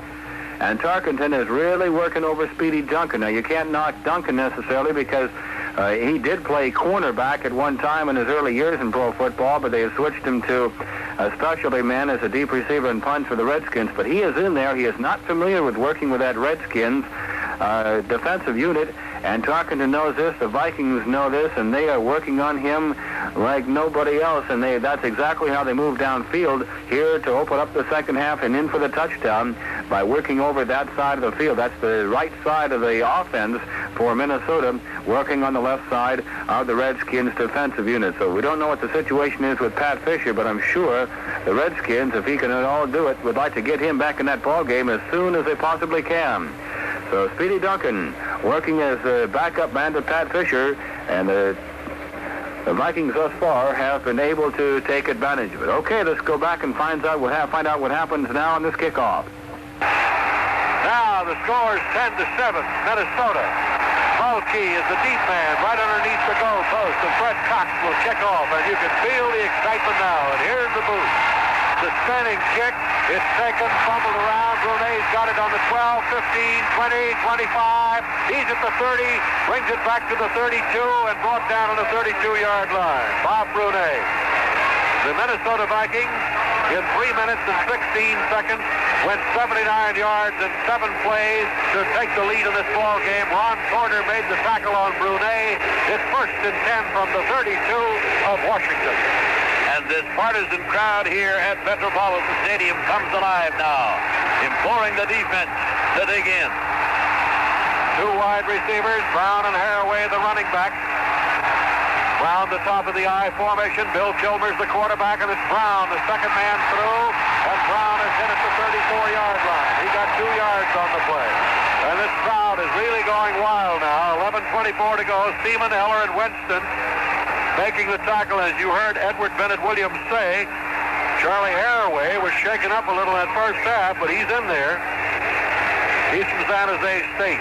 6'2", 215-pounder. Wide to the left side now is Charlie Taylor. Split out to the right side is Jefferson. It's a double wing formation. It's 2nd down, 8 yards to go for the Redskins. And Kilmer gives it to Haraway. Haraway is hit as he reaches the 37-yard line and is brought down by that front 4 of the Minnesota Vikings on the 37-yard line. Will be 3rd and 5. Alan Page leading the defensive charge. Well, you get a quick break like that, as the Vikings did, and it charges up your defensive unit. And they seem to be getting off the ball a little quicker here in this second half than they were in the first, because there was no question but what the Washington offensive line was beating the Viking front 4 to the ball. 2 receivers set on the right side. 3rd down. About 4.5 yards to go as Kilmer waits for it. And Kilmer's going back to throw. Stays in the pocket over the middle. He throws it to Brown at the 50. He's at the 45-yard line. And he was tackled by Bob Bryan and Paul Kraut. He hit him right over the middle. And Brown took it on down to the 45-yard line of the Minnesota Vikings. And it's a 1st down for the Redskins, who are only 3 points behind, 17 yards on that play.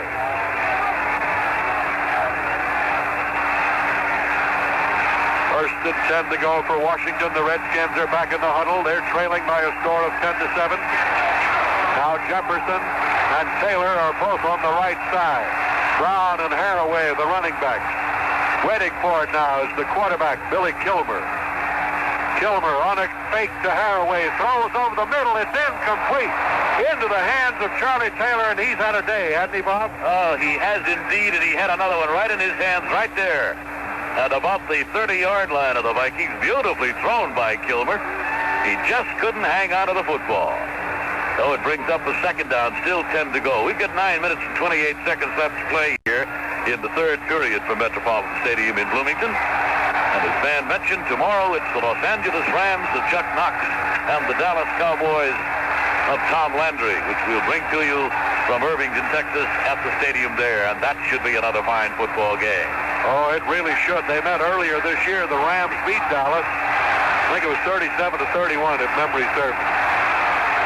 2nd down and 10 to go from the 45 of the Vikings. And Bill Kilmer with 2 wide receivers.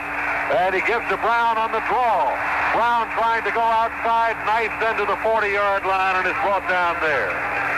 Hilgenberg and Bryant made the tackle. There was no hole on that draw play. He then bounced off one of the defensive tackles of Minnesota. Came around the left side, managed to get down to the 40. It is 3rd down and 5 to go. What would you call right here? Well, if I had something big, I sure would, because it's a big play. 3rd down and about 5 to go, and the Skins need to make this one to keep things moving. 3 receivers are set out. He splits the 2 backs behind him. And here is Kilmer back to throw. He throws to Brown, and he's hit at the 45-yard line. Beautiful play by Wally Hilgenberg, who read the play beautifully. Saw the screen coming, moved up quickly from his linebacking spot, and threw him for a loss back to the 45. And so now we'll have to get a field goal attempt or a punt. And we're going to get a field goal attempt from Kurt Knight, who missed one of 17 yards early in the first period and one of 49. So he'll have a long one here, man. Well, Kurt Knight will attempt this one from the 48-yard line. That'll be a 52-yard field goal attempt. 52-yard attempt on the part of Kurt Knight. And here's the kick. It is good. He kicked a 52-yard field goal. There's a timeout on the field with a score, Minnesota 10, Washington 10. Now, this word. Well, it's unbelievable to think that a man like Kurt Knight can miss one of 17 yards and then come back here to kick it what probably will be called a 52-yard. It was a little up from that, but it'll be 51 or 52, but a long way to bring his ball club up into a 10-10 tie here against the Minnesota Vikings with 7:57 remaining to be played in the 3rd period. And we might mention, Van, that in case of a tie, that in these playoff games, of course, we would have a sudden death extra playoff period here. But right now, with a lot of time to go, it is tied 10-10. The attendance today, 45,475, so about 3,000 no-shows for this one up here in Minnesota.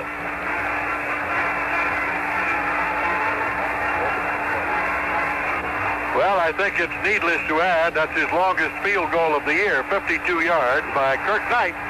This ball game is tied at 10-10 here at Bloomington, Minnesota, and the Redskins will kick off again. Charlie West is back there with John Gilliam now in the deep spot. 7:57 to go in the 3rd quarter of this ball game, deadlocked, and here's the whistle, here's the boot. Good high end-over-end kick. All the way down to the 1-yard line. It's taken by Gilliam to the 5. He goes to the 10, 15, to the 20. Brings it back to the 23-yard line and is brought down on the 23. And the tackle was made by Mike Hull. It'll be 1st down and 10 to go. They mark it on the 22. So make it 1st down and 10 to go from the 22 for Minnesota. And this crowd starts to yell again. 7 minutes and 47 seconds of playing time remaining. Matt Fisher's back in there, Bob. He's back in there at that left corner. That's good news, of course, for the Washington Redskins because he's a fine player and they need him. And Tarkington brings him out with a 1st down from the Minnesota 22. Tarkington rolling out to the right, looking for a receiver. He throws. It is caught by the tight end point. He caught it right between 2 defenders. Kurt Knight kicked a 52-yarder to tie the Redskins' mark for the longest field goal made, so he just tied his own record.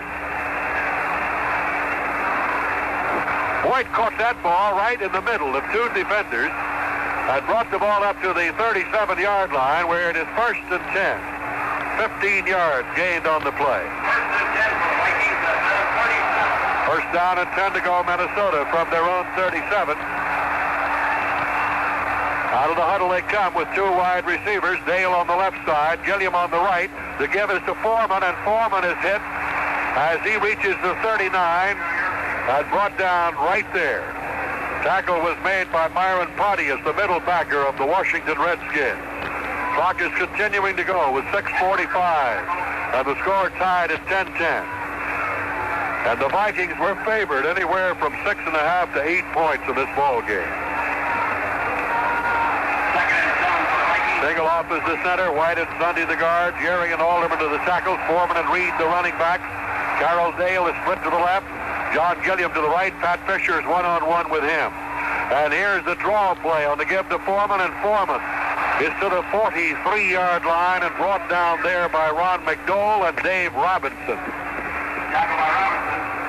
So mark it on the 43, the series originating on the 37. It all adds up now to 3rd down and 4. We hope you're enjoying the ball game wherever you are today. We're in Bloomington, Minnesota, where it's about 21 degrees, no snow. Sun has been shining most of the day. 3rd down, 4 to go. Wide to the right side is Gilliam. Split to the left is Carroll Dale. Brad Tarkington, the quarterback, brings him out. He's got Reed and Foreman right behind him, and he rolls to the right, looking for a receiver on the spread out, and he's caught from behind and thrown out of bounds on the 43 by Dave Robinson, who followed him all the way across the field. I think Francis was trying to sneak in that 1st down again, Bob, on the run.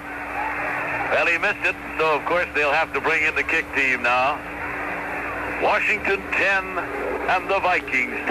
And that 52-yarder by Kurt Knight, if they allow it as 52, ties the longest field goal, as Van mentioned, by a Washington player.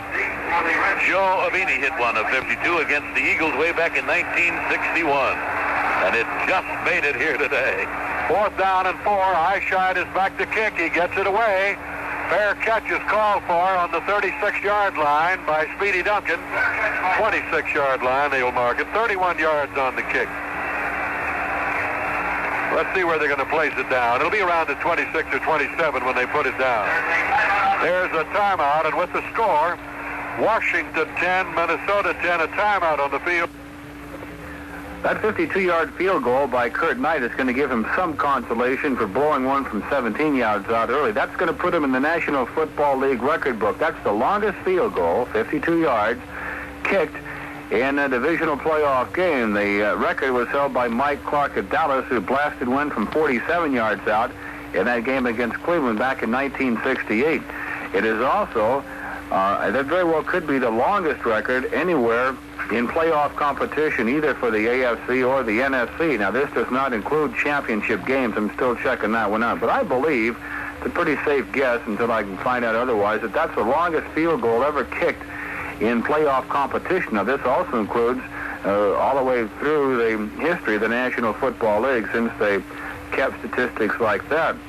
As far as the National Conference Championship game is concerned, Lou Groza kicked one of 52 yards back in 1951, and that was the game with Cleveland against Los Angeles.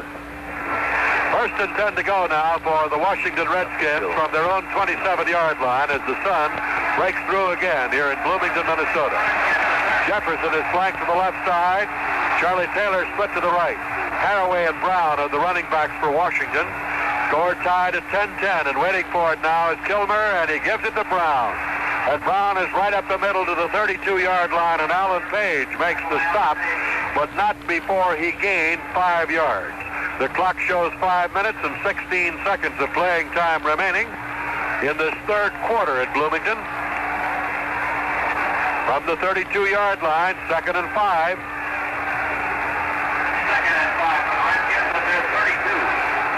Taylor to the right, Jefferson deployed to the left. Waiting for it now is Bill Kilmer. And Kilmer on a give now to Brown, and Brown brings it up to the 34, to the 35, and Gary Larson made the tackle. He got it just barely over the 34-yard line. It's 3rd down now and about 2 yards to go. 3rd and about 2. 4.5 minutes to play in the 3rd quarter.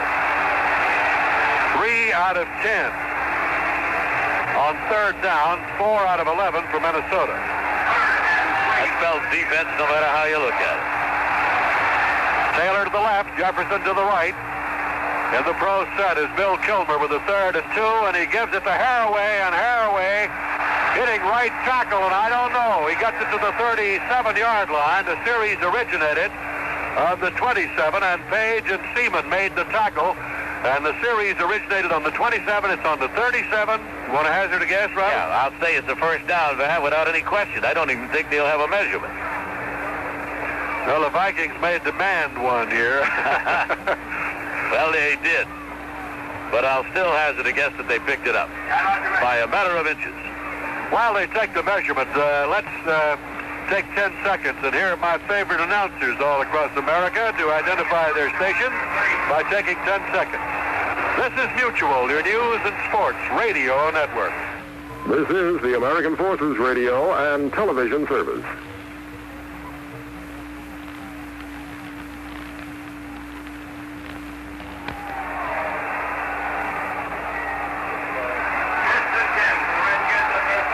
First and 10 for the Redskins from their own 37.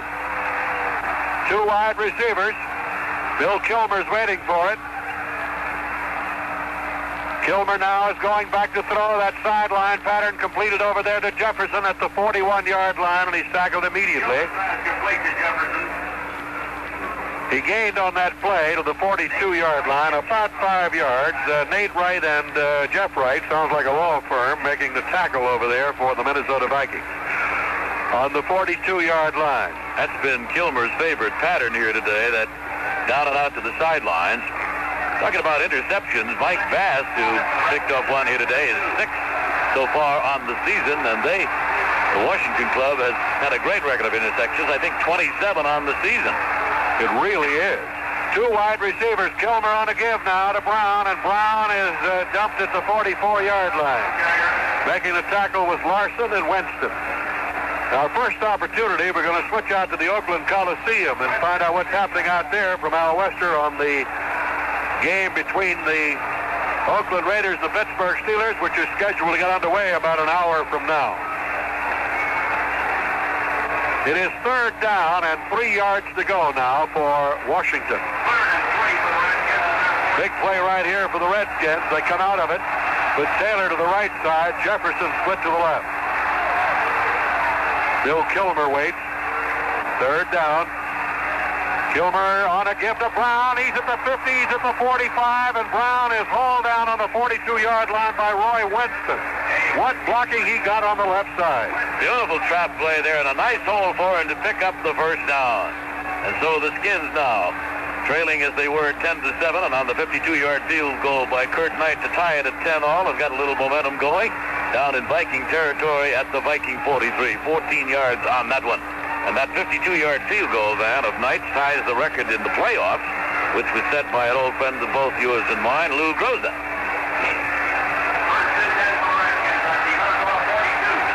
First and 10. Two receivers set out to the right. The ball is on the Minnesota 42. High formation.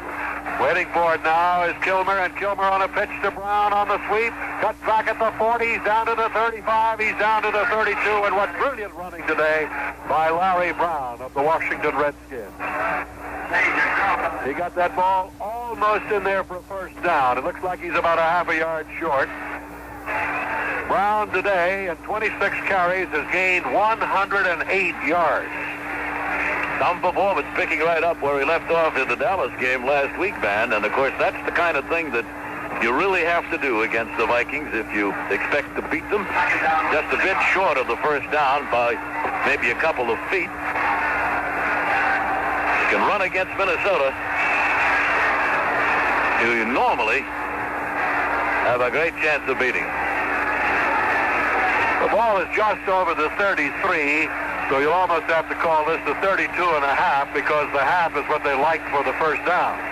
1 minute and 20 seconds to go in the third quarter. It's Minnesota 10 and Washington 10. This has been a bruising battle, and especially up front here today. Wide to the right side is Jefferson. Taylor goes to the left. Second down, a half a yard to go. Double wing formation. Kilmer sets him in. Haraway is the setback, and he has the football, and he's got the half yard, I believe. Haraway hit the middle, and I believe he got enough for the half yard and the first down. The clock is still moving. We've got about 45 seconds to go, and they have not stopped it as yet. So they're going to, he says he did not make it, is just inches to go with the third down, and they've got two tight ends, Hancock and Smith. Now, down there deep, of course, they'll go for it. matter of inches for the first down. Third down and just inches to go. Wide to the right side now is Taylor. He is the only flanker, and he's not out very far. Haraway and Brown, the running backs, two tight ends, Hancock and Smith. And Gilmer gives it off now to Haraway. Haraway is stopped. Back on the 35-yard line by Bob Bryant, who came up there along with Jeff Wright. And there's the gun. That's the end of the third quarter with the score. Minnesota 10 and Washington 10. Well, checking back very quickly, just to bring you up to date, that 52-yard field goal by Knight ties the record for the longest field goal ever kicked in any kind of playoff competition in pro football, at least as far as the National Football League record book indicates. Lou Groza, back in 1951, kicked a 52-yarder, Cleveland versus Los Angeles. The longest one for a Super Bowl was kicked by Jan Stenerud back in 1970 for Kansas City when he booted a 48-yarder. George Blanda has the longest field goal in American Football Conference divisional playoff competition. 1970 in the game against Baltimore, he kicked one from 48 yards out. So we have come to the end of 3 quarters of play in this National Football Conference divisional playoff game between the Washington Redskins and the Minnesota Vikings. No score at the end of the first quarter. Washington led it by the score of 7-3 at the end of the first half, and it's now a 10-10 tie as we get set for the final 15 minutes of action.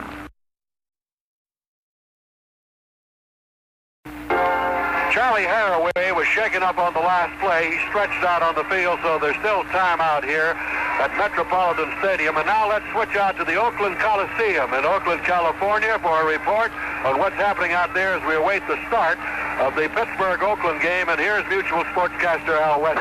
Well, Van, here at Oakland, California, it's an overcast day, but the sun has been breaking through. The weatherman's forecast was no rain for today or tomorrow, and the Oakland Coliseum has been a sellout for ever since the tickets were issued. 10-4, the Pittsburgh Steelers come into the action this afternoon against an Oakland Raider football team that is favored, although their record is 9-4-1. It figures to be a defensive battle, 2 of the best defenses in the National Football League. Oakland ranked first in the AFC on defense, and the Pittsburgh Steelers ranked third. It's going to be a big one for both clubs now. And remember, last year, a fluke play in the last minute of play wrenched victory right out of the hands of the Oakland Raider football team, and they're determined that this will not happen today. Monty Stickles is with me. We've got a good day for football. We're not playing on the turf. We're playing on the grass here at the Oakland Coliseum. It's a playoff action between the Oakland Raiders and the Pittsburgh Steelers. All right, Al, we'll be coming back to you, of course, later, and then we'll have the play-by-play of the ball game between Oakland and Pittsburgh. Haraway was taken out of the ball game. Kirk Knight is in there to try one from 42 yards away. He kicked one 52 yards a moment ago. Jurgensen will hold. This will be a 42-yard attempt. The ball is spotted. The kick is in the air. He's got distance all right, and the kick is good. He has just booted one now, 42 yards. There's a timeout with a score. Washington 13, Minnesota 10. Early here in the fourth period, Kurt Knight, a 42-yard field goal to send the Redskins out in front 13-10. And perhaps the biggest defensive play of the ball game came just preceding that one when Bryant and White and Seaman got to Haraway, threw him for a loss on third down in a matter of inches to go, and so instead of keeping the drive going, the Washington Redskins settle for a 42-yard field goal that gives them at least a 3-point lead, but it took the momentum away from them. And if the Vikings manage to come back and score, you have to go back to that big third down play of Bryant, White, and Seaman on Haraway, who was injured on the play and had to leave the ball game there, and I doubt that we'll see him again. Charlie West is deep, and the kick by Knight is coming down to about the 5-yard line. West brings it back to the 20, the 25, to the 28. Charlie West brought the kickoff back for the Minnesota Vikings to the 29-yard line, and Mike Hall made the tackle. So it'll be first down and 10 to go now for Minnesota, and I imagine this crowd will get a little restless now, Robert. And they're asking for some action from the Minnesota Vikings. Total yards, 233 for Minnesota, 239 for Washington after 3. That shows you how close it is. Just a field goal between the two of them. Tarkington now with two receivers set out on the left side, pitches it out to Foreman. Foreman trying to turn the corner, is brought down on the 32-yard line by Speedy Duncan. No blocking for Chuck out there that time. He took the pitch and went wide, and Speedy was waiting for him right there at the 32 and dropped him after a pickup of 3 yards on the play. I think it's second down and 7 yards to go now, and Washington out in front again in this ball game, 13-10. Foreman in 8 carries has gained only 26 yards today. He's almost cinched to be the rookie of the year. Harold Dale is out wide to the left side. In the slot is John Gilliam. Tarkington in the pocket, back to throw. He looks and throws, and it is caught at the 40-yard line by Stu Voigt, the tight end. It'll be a first down. That was sort of a comeback pattern, and Voigt turned, came back, made a dive for the ball, and grabbed it on the 40. So Tarkington is now 10 out of 20 here this afternoon. He has his ball club at the 40-yard line, his own 40. 13:41 through play in the ball game, and the Vikings trail Washington 13-10. A bruising battle, a battle being fought as most of them are in the pit, up front. Dale to the left side. Gilliam goes to the right. It's 1st and 10 from the Viking 40. The give fakes to Foreman, throws one to Reed over his head on the left flat. Covering over there was Chris Hanberger. It was over the head of Oscar Reed. Tarkington doing a good job of faking on the play. Doubleheader again tomorrow. Miami and Cincinnati, and then Los Angeles and Dallas. Give you an idea of the respect that both of these clubs have for the opposing defensive front four and linebackers. We've seen 36 passes here, which is a little unusual for these two clubs. 21 by the Vikings and 15 from the Washington Redskins. Tough to run. Harold Dale is wide to the left. Foreman is to the right. Remember, we're in the final quarter here at Bloomington. Foreman running up the middle to the 43-yard line, and Myron Pontius is the man who made the tackle on Foreman on the 43. A gain on the play of about 7 yards. It'll be third down, or check that, 3 yards. It'll be third down and 7. The Washington Redskins doggedly hanging on in defense of their National Football Conference championship, which they won last year. Coming in here today as the wild card team. Dale is set to the left. Double wing formation. Tarkington with a lone setback. Oscar Reed is going back to throw. Throws to Reed, and Reed is at the 45, the 50, and he's brought down on the 46-yard line by Dave Robinson. First down, Minnesota. What kind of a pattern was that? Now, he came out of the backfield and zigzagged around in the middle of that zone defense that time and picked it off. He's caught 4 today for 74 yards. Oscar Reed. He's been the big gun so far for the Minnesota Vikings, of course, not only reception-wise, but on the ground as well. Dale is wide to the right side. Gilliam goes to the left. And here's Tarkington going out, rolling to the right, looking and throwing to the tight end Boyd, and he's got it and brought down on the 31-yard line by Speedy Duncan. The Vikings are coming back. They have the ball on the 31-yard line of Washington, and that one gained 14 yards. 12 of 23 now for Tark as he moves his club down there. 165 yards total for him. He's never won a championship game. He's never been in one before. But he's in one here now. 1st and 10 for Minnesota. The ball on the 31-yard line of Washington. 2 wide receivers. Foreman and Reed, the running backs, and in motion now goes Foreman to the left, and Tarkington sent him there with a wave of the hand. The draw on the counter to the 30, to the 28-yard line goes Reed with the football, and Dyron Talbert is the man who made the tackle for the Redskins. Washington leading by a score of 13-10. We have exactly 11 minutes to play in this ball game, and of course, as Bob mentioned to you, if there's a tie, there'll be a sudden death playoff. Talk about this Washington club, Van. You know, for the first time in the 37-year history of the club, they're in the playoffs for the 3rd consecutive year, 3rd 3 championship game. Reed is having himself quite a day. He has 76 on the ground, and he has just about the same amount in the air. Here's Tarkington back to throw. He throws to the end zone to Gilliam, and Gilliam has got it. Touchdown. He got behind Speedy Duncan.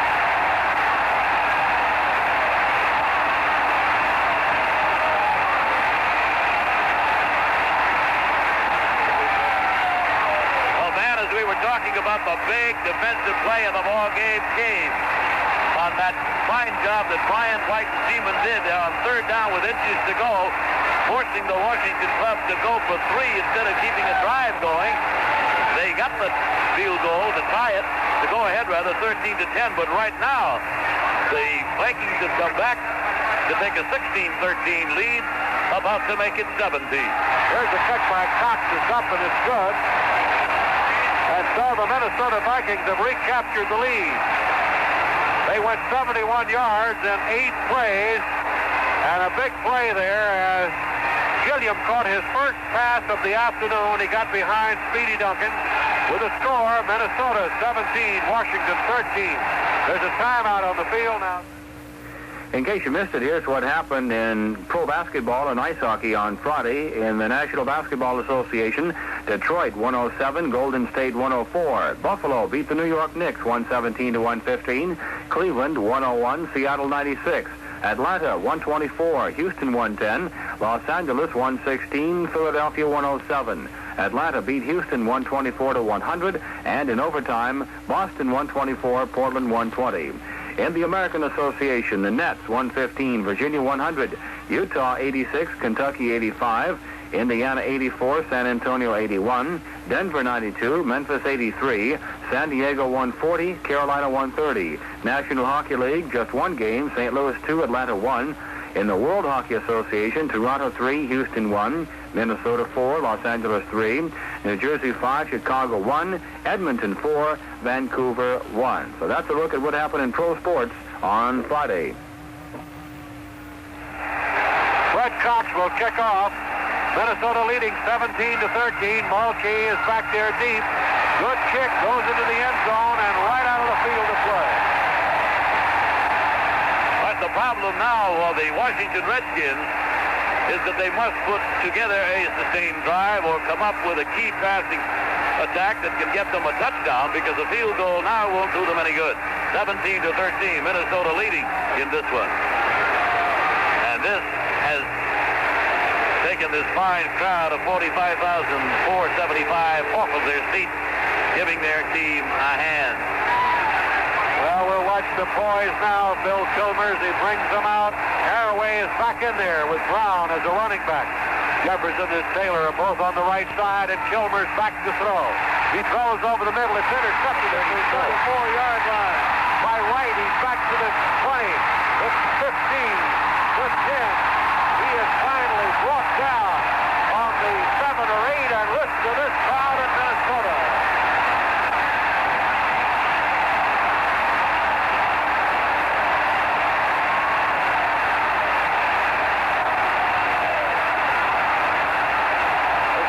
Take your heart out of you like that, Bob, the way they have just scored, and on the first play, Kilmer puts it in the air, and it's picked off by Nate Wright. Nate Wright picked it up at the 34-yard line and got it all the way down to the 7 of the Washington Redskins. We've got 10 minutes and 10 seconds to play here in the ball game. The Minnesota Vikings leading it 17-13 and threatening to add some more here. Tarkington asking for quiet. They've got a first and goal to go on the 7. Tarkington now on to give to Reed, and Reed is hit at the 6-yard line. Biggs was in there for the Washington Redskins to make the tackle on Oscar Reed on the 6, a gain of a yard. It'll be second down and goal to go from the 6. 9:50 to go in the ball game, and Minnesota leading Washington 17-13. And they are threatening again. Now Foreman is out wide to the right side. Carroll Dale is to the left side. Waiting for it now is Tarkington. He's back to throw. Sets up. Scrambles around. Looks. He can't find anybody. He looks. Throws to the end zone. Caught. Touchdown by John Gilliam.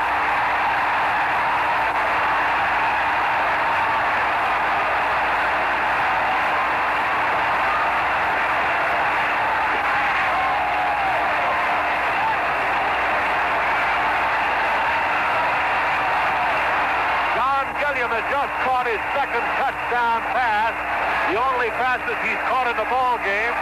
They went 7 yards in 2 plays and lead 22-13. Cox will attempt the extra point. Kick is up and good. And with a score, Minnesota 24, Washington 13. There's a timeout on the field now. Well, now, over on the sidelines, you can be sure that head coach George Allen is going into some rather deep and hard thinking on a number of things. Probably the first and foremost is whether or not he wants to bring in Sonny Jurgensen and or Dwayne Thomas. They have to put the ball in the air now. There's no mistake about that, and they're going to have to start doing it quick. So, gimpy legs or gimpy knees or not, Sonny Jurgensen is very much into consideration right now to find out just exactly what they plan to do, and we'll find out as soon as we get back to Metropolitan Stadium in Bloomington as the Minnesota Vikings have moved out into the lead here by the score of 24-13 with about 10 minutes or so remaining in this National Football Conference playoff game from Metropolitan Stadium. Later on, over many of these same AFRTS stations, you'll hear the Game 1 of the American Football Conference Championship Series between Pittsburgh and Oakland. And then on Sunday, the AFC game between Cincinnati and Miami, and the National Football Conference playoff game between Los Angeles and Dallas. Okay, let's get back now and find out what happens at Metropolitan Stadium. Nate Wright has got 4 interceptions. That was a big one for him right there. Vikings have scored 14 points in this fourth quarter, and they lead at 24-13. Red Cox will kick off. Malski is deep. Sun is shining brightly again at Minnesota, and here's the kick. Good high end-over-end kick. Malki at the goal line. Brings it back to the 5, 10, 15, 20. Hit at the 21-yard line and hammered down.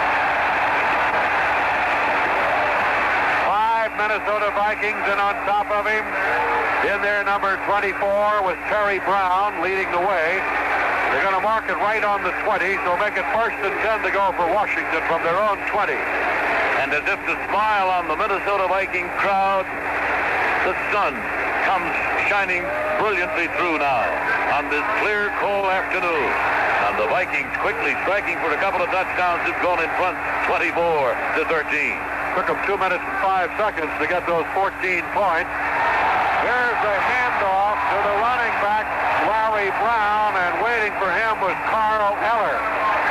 And he brought him down right on the 15-yard line. And he fumbled the ball, but Washington recovered it. I believe Brown recovered his own fumble there. 8:59 to go in the ball game. The score is 24-13 in favor of Minnesota. How these games can turn around, Van. We've seen it year after year after year. A big third down play that the defense of the Vikings came up with a big play and stopped them and forced Washington to take 3 points. But that seemed to set them on fire. And after that, bingo. 2 touchdowns. Well, Kilmer's really got to go to work now. He's got 2nd down and 14 yards to go. He pitches it back to Brown, and Brown, running off left tackle, brings the ball all the way up to the 28-yard line before he's brought down by Bob Bryant, which will make it 3rd down and a couple of yards to go. 8 minutes and 20 seconds and the clock moving, and 24-13, Minnesota leading. There's no question but what Charlie Haraway is playing in considerable pain out there. He was slow getting up that time. He hasn't carried the ball very much, but they keep him in there to block, I guess. But we haven't seen Dwayne Thomas. Keeping Charlie in there. Taylor flank to the right. Jefferson goes to the left. Waiting for it now is Bill Kilmer. And he gives it off to Brown again. And Brown is at the 30. He's very close to a 1st down. They may have to get the chain out on this one. It'll be 4th down if he didn't make it. I believe it's a little short. It is. They're going to have to kick.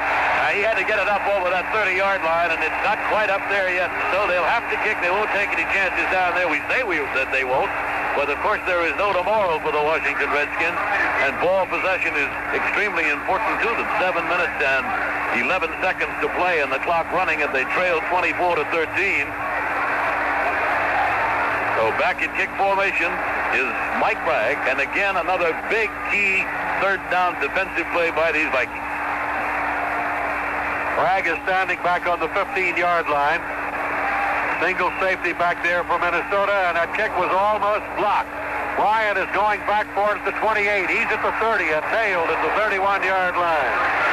Making the tackle for the Washington Redskins, number 67, Russ Tillman. And that was a 43-yard kick. It'll be first down and 10 to go now with the Vikings. And there's a timeout with the score. Minnesota 24, Washington 13. On these third down conversions, neither club has been terribly effective. For instance, Minnesota has converted only 5 out of 12, and Washington 5 out of 14. The difference has been, of course, that the big plays defensively have come in key situations for the Vikings, and forcing a turnover as far as punting is concerned, and in one occasion making the Washington Redskins go for 3 instead of keeping a drive going. But we've seen some great running here by Oscar Reed, some great receptions by this young man. Reed has carried 11 times and picked up 77 yards, and he has caught 4 for 74 more. On the other side of the ledger, Larry Brown has had a great day for the Washington Redskins. He's picked up 116 yards in 29 carries and has caught 2 for 12.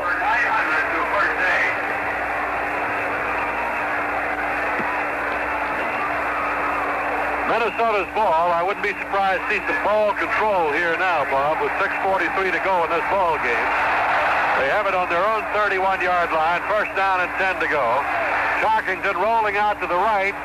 He throws, and it is almost intercepted, and that shows you how right you can be, doesn't it? I said they're going to try some ball control, and Tarkington throws it on the first play, and it was almost intercepted. Well, he's Gaylord Ravenel, isn't he? Bud Grant didn't particularly care for that call over there, too. Francis is 14 of 26 for 199 yards and a couple of touchdowns, and was intercepted once. Key interception, which killed off a Viking drive down deep near the Washington goal line. Gilliam to the left. On the right side, Carroll Dale, and the give is to Reed, and Reed is hauled down on the 33-yard line after a 2-yard gain. Merlin Biggs made the tackle. We're going to be switching back out to Oakland to get another report on that game. First opportunity we have. So if you'll just stand by, gentlemen, we'll get right back to you. 6 minutes and 20 seconds of playing time remaining here. The ball on the 33-yard line. Third down and 8 yards to go for Minnesota. And this is a spot the Washington defense has got to hold because they are running out of time, trailing 24-13. Double wing formation, and waiting for it now is quarterback Tarkington. He rolls out to the right, throws, and it is caught by Reed, and Reed is tackled and thrown out of bounds at the 36, which will bring up a fourth down. Let's pause 10 seconds for station identification. This is Mutual, your news and sports radio network. This is the American Forces Radio and Television Service.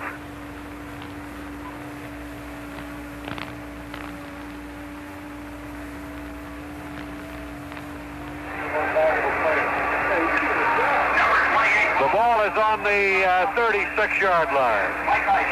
Fourth down. 5 yards to go. Mike Eyeshide is back there on about the 21-yard line. Waiting for the snap. High pass from center, but he gets it away. It's blocked. It's blocked now, and chasing it, the Redskins at the 33-yard line. It's a loose ball, and Minnesota's got the football at the 27-yard line. I believe Ken Stone is the man who blocked it. Have to wait and see what they're going to rule. They're going to give the ball to Washington. Well, sooner or later, Bob, with all that pressure, they had to block one of those, didn't they? Well, if there was a time to do it, I'll tell you, man, that's the time right now. 5 minutes and 35 seconds left to play. And with the block kick, the Vikings, of course, turn over that football. inside their own 30 at their own 28-yard line. And it will be 1st and 10 for the Washington Redskins at the Viking 28. 24-13, 5:35 left. Double wing formation. Kilmer's going to try to get on that board as quickly as he can. He's going back to throw. Staying in the pocket, throws the home run ball down to Jefferson, and it's caught. Dropped. He did. It's a touchdown for Washington. Beautiful. Caught that ball. 28 yards in one play. And Billy Kilmer, as I just mentioned, is going to try to get on there as quickly as he could, and he went for the bomb on the first play, and we had to wait and see if Jefferson could hang on. He had a defensive back right on top of him, and he held on. It's 24-19, and we'll have to try for point. And Jurgensen comes in. Can you believe that? A block kick, and on the first play, Kilmer put 6 on the board.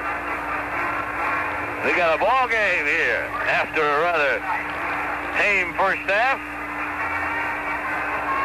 Sonny Jurgensen will hold. The ball is spotted, kicked, and good.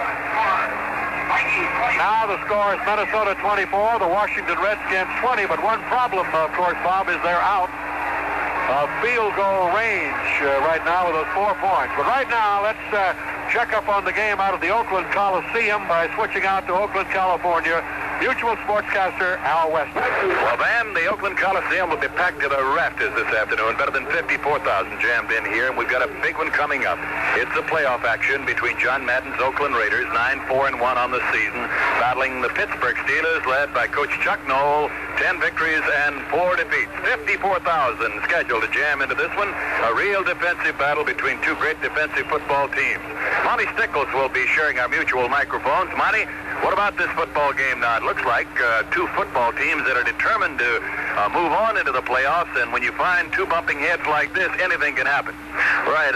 Everybody expects a big defensive battle, people going against each other on the ground, and that might result in a kind of an aerial game and some broken plays, because when you get so many good defensive plays, things tend to break down. So I expect to see the ball in the air quite a bit more today than people would think. All right, Pittsburgh and Oakland from the Coliseum here in Oakland, California. All right, gentlemen, and now Gilliam on the run back brings the kickoff back to the 34-yard line. It'll be 1st and 10 to go for Minnesota from their own 34-yard line. 1st and 10, and they lead by 4. It's 24-20. Minnesota leading the Washington Redskins. Now the Vikings with 5:18. Tarkington waiting for it. He's got 2 wide receivers, Gilliam and Dale. He gives it to Reed. Reed breaks through there somehow, gets to the 42-yard line. They had him stopped at the line of scrimmage, and he managed to wiggle through there and bring that ball all the way up to the 42-yard line. A gain on the play of 8 yards, and Hamburger and Robinson made the tackle. You know, oddly enough, Van, since coming to Washington, George Allen has played the Vikings only once. The score of the game, 24-20. However, he won that one. Right here, he's trailing by that margin. We broadcast that game on the NFL Monday Night Series. That was the opening game of the 72 season. 2 wide receivers. Waiting for it now is Tarkington. Clock shows 4:38 to go. Tarkington on a give now to Foreman, and Foreman is at the 45, the 46, and the 47. He's got a first down. He was finally hauled down in there on the 47-yard line. Ken Houston made the tackle. He's from Prairie View, and what a big difference he's made on this Washington ball club. He's getting up slowly. He's a little groggy. 6'3", 198-pound safety. That was a big play by Foreman that time, the young rookie, because the Vikings needed desperately to pick up that first down and keep possession of the football with 4 minutes to play here in the ballgame on a 4-point edge, 24-20. Washington has played themselves some football game here today, and the Vikings have had their hands full and still do. 2 receivers on the right side, Foreman and Reed, the running backs. And Tarkington on a give to Reed, and Reed skips through there again. Gets across the 50 to the 49, and they've got him stopped each time at the line of scrimmage, and he still managed to get through there to the 49. Gain on the play of about 4 yards. Brig Owens made the tackle. Reed now in 14 carries has gained 91 yards. and he has caught 5 passes for 77 yards. Tarkington brings him out. 2 receivers set out on the left side. Foreman and Reed are split behind the quarterback as he waits for it. Second down coming up, and the give to Reed again. This time he stopped at the 48-yard line, 49, and brought down. They are in Washington territory. The clock shows 2 minutes and 52 seconds. And Minnesota with a 24-20 lead, and Francis is not putting it in the air now. Well, it's a third down situation here with 2:41 to go. And coming in for the lineup, Ken Stone, Bob. They got that extra defensive back in there in place of Claudius. Lash is out in there, and Dale is out.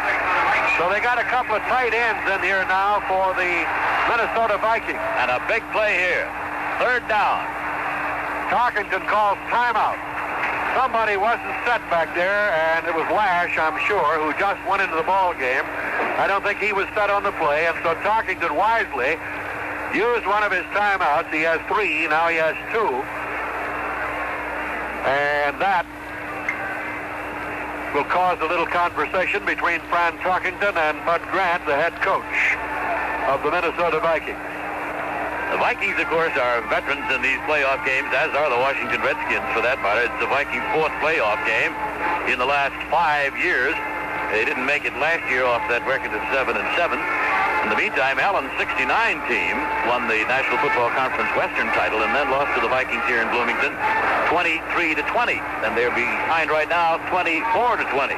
So there's a great similarity in the games that these two clubs have played against each other. As we mentioned the first time that George took on this ball club when he went to Washington, he beat them 24-20.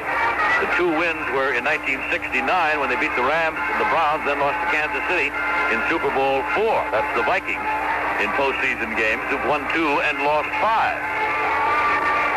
So we have 2 minutes and 17 seconds of playing time left here in Bloomington, Minnesota from Metropolitan Stadium. In this playoff game, it'll mark the end of the road for the loser of this one.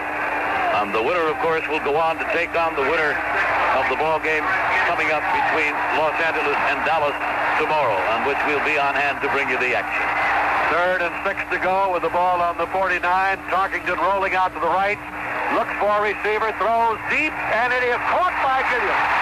Right on the 32-yard line. He was caught. Check that. That was Lash who caught the ball. It was Lash. Gilliam was right with him, and Lash is the man who caught it. In there is the tight end, Jim Lash. He's the man who caught it, and Gilliam was right with him. The ball on the 32-yard line. It's a first down, and that was a big play of 17 yards. And Francis just took his time. He made a great pass, and it was a great reception on the corner. And so, with 2 minutes and 10 seconds to play here, the Vikings have the ball up the 32-yard line of the Washington Redskins. You know, Lash is a rookie from Northern Illinois, and that was a big play for him. Is it Northwestern? Northwestern he's from. Here's the give now to Foreman, and Foreman off right tackle to the 27-yard line. He got about 5 yards on the play, and the big factor now is that clock, and it's moving. We're coming up to the 2-minute warning right now. We have exactly 2 minutes of playing time remaining. The Minnesota Vikings are leading Washington by a score of 24-20, and the ballots are in on the most valuable player in the ball game, Mr. Cuparolo, the sports editor of the Chicago Tribune, voted Fran Tarkington. Shirley Povich of the Washington Post, Fran Tarkington, and Bob Fowler of the Minneapolis Star, Fran Tarkington. So he's unanimous. Well, after this bruising battle here, he won't have much time to sit down and relax because Coach Bud Grant will get this club operative again in a day or so. They'll probably sit around and watch that one tomorrow. And then we'll begin the preparation for the championship game. The Minnesota Vikings, who clinched their title in the Central Division as early as the ninth week of the season, have 2 minutes here to protect the 4-point lead, 24-20. They are deep in Washington territory. If Fran can maintain possession, of course, Freddie Cox would have an opportunity to increase that margin to 7 points with a field goal. We had Quite a ball game here in the second half. It was a scoreless first period. The Skins dominated that first 15 minutes. They had a 17-yard field goal and a 49-yard field goal. Both of them were missed by Kurt Knight. And then the Vikings jumped out in front on one by Freddie Cox. But the Skins were not daunted. They came right back and went ahead 7-3, and that's the way it was at halftime. We've got a 24-20 game now. 2 minutes left to play. Well, one thing about it, the Vikings are down there in Fred Cox range at the moment, and here's the give to Reed. Reed is across the 25 and just plows on down to the 23-yard line. And Otis Sistrunk is the man in there to make the tackle. That's Manny Sistrunk. Is that Otis's brother? Cousin? He's from Arkansas A&M and in. 5-265. Washington has called time out here. Ball not quite to the 23-yard line, and so the Vikings now will have a third down and about a yard or so to go, a little better than a yard for the first down with 1:49 left. And if they can pick up the first down here, they can just about run it out. And, of course, if they do not, it is certainly well within the range of Freddie Cox to increase the margin to 7 points over Washington, 24-20. Again, a reminder, the fan and I will be on hand at Texas Stadium in Irving, Texas tomorrow for that one between Chuck Knox's Los Angeles Rams and Tom Landry's Dallas Cowboys. And that, too, should be the same kind of a ball game that we've got here today, Van. 24-20, Minnesota leading. They have the ball there just outside the 23-yard line. They have it third down, about a yard and a half to go. And Tarkington and Gilliam both over at the sidelines now talking with Bud Grant. We're going to go as quickly as we can out to Oakland for the game between the Raiders and the Pittsburgh Steelers.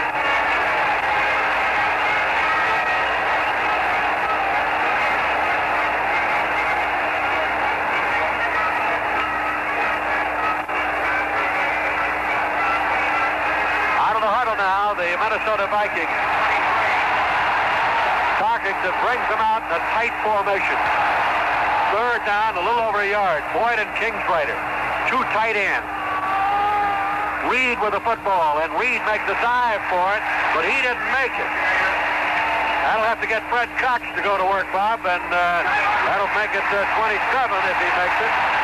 They're going to measure it, but I don't believe he made it, do you? This doesn't look like it. They're going to get the chain out there nevertheless. And if you're a Washington Redskins fan, you can hold your breath. But Fred Cox is loosening up over there. He'll come on. And it is short. So that brings up the fourth down, of course. They're not going to put Cox in there. Well, Tarkington's still over there talking. Yeah, here he comes. Yeah. I thought for a moment they were going to try to go with it. Actually, it would take a touchdown for Washington anyway. Of course, now the only thing the Skins can do is tie the ball game if Cox is able to kick it. He kicked one from 19 yards out earlier.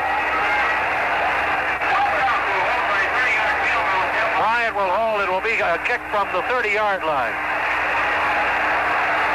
30-yard field goal attempt by Fred Cox, who has kicked one today.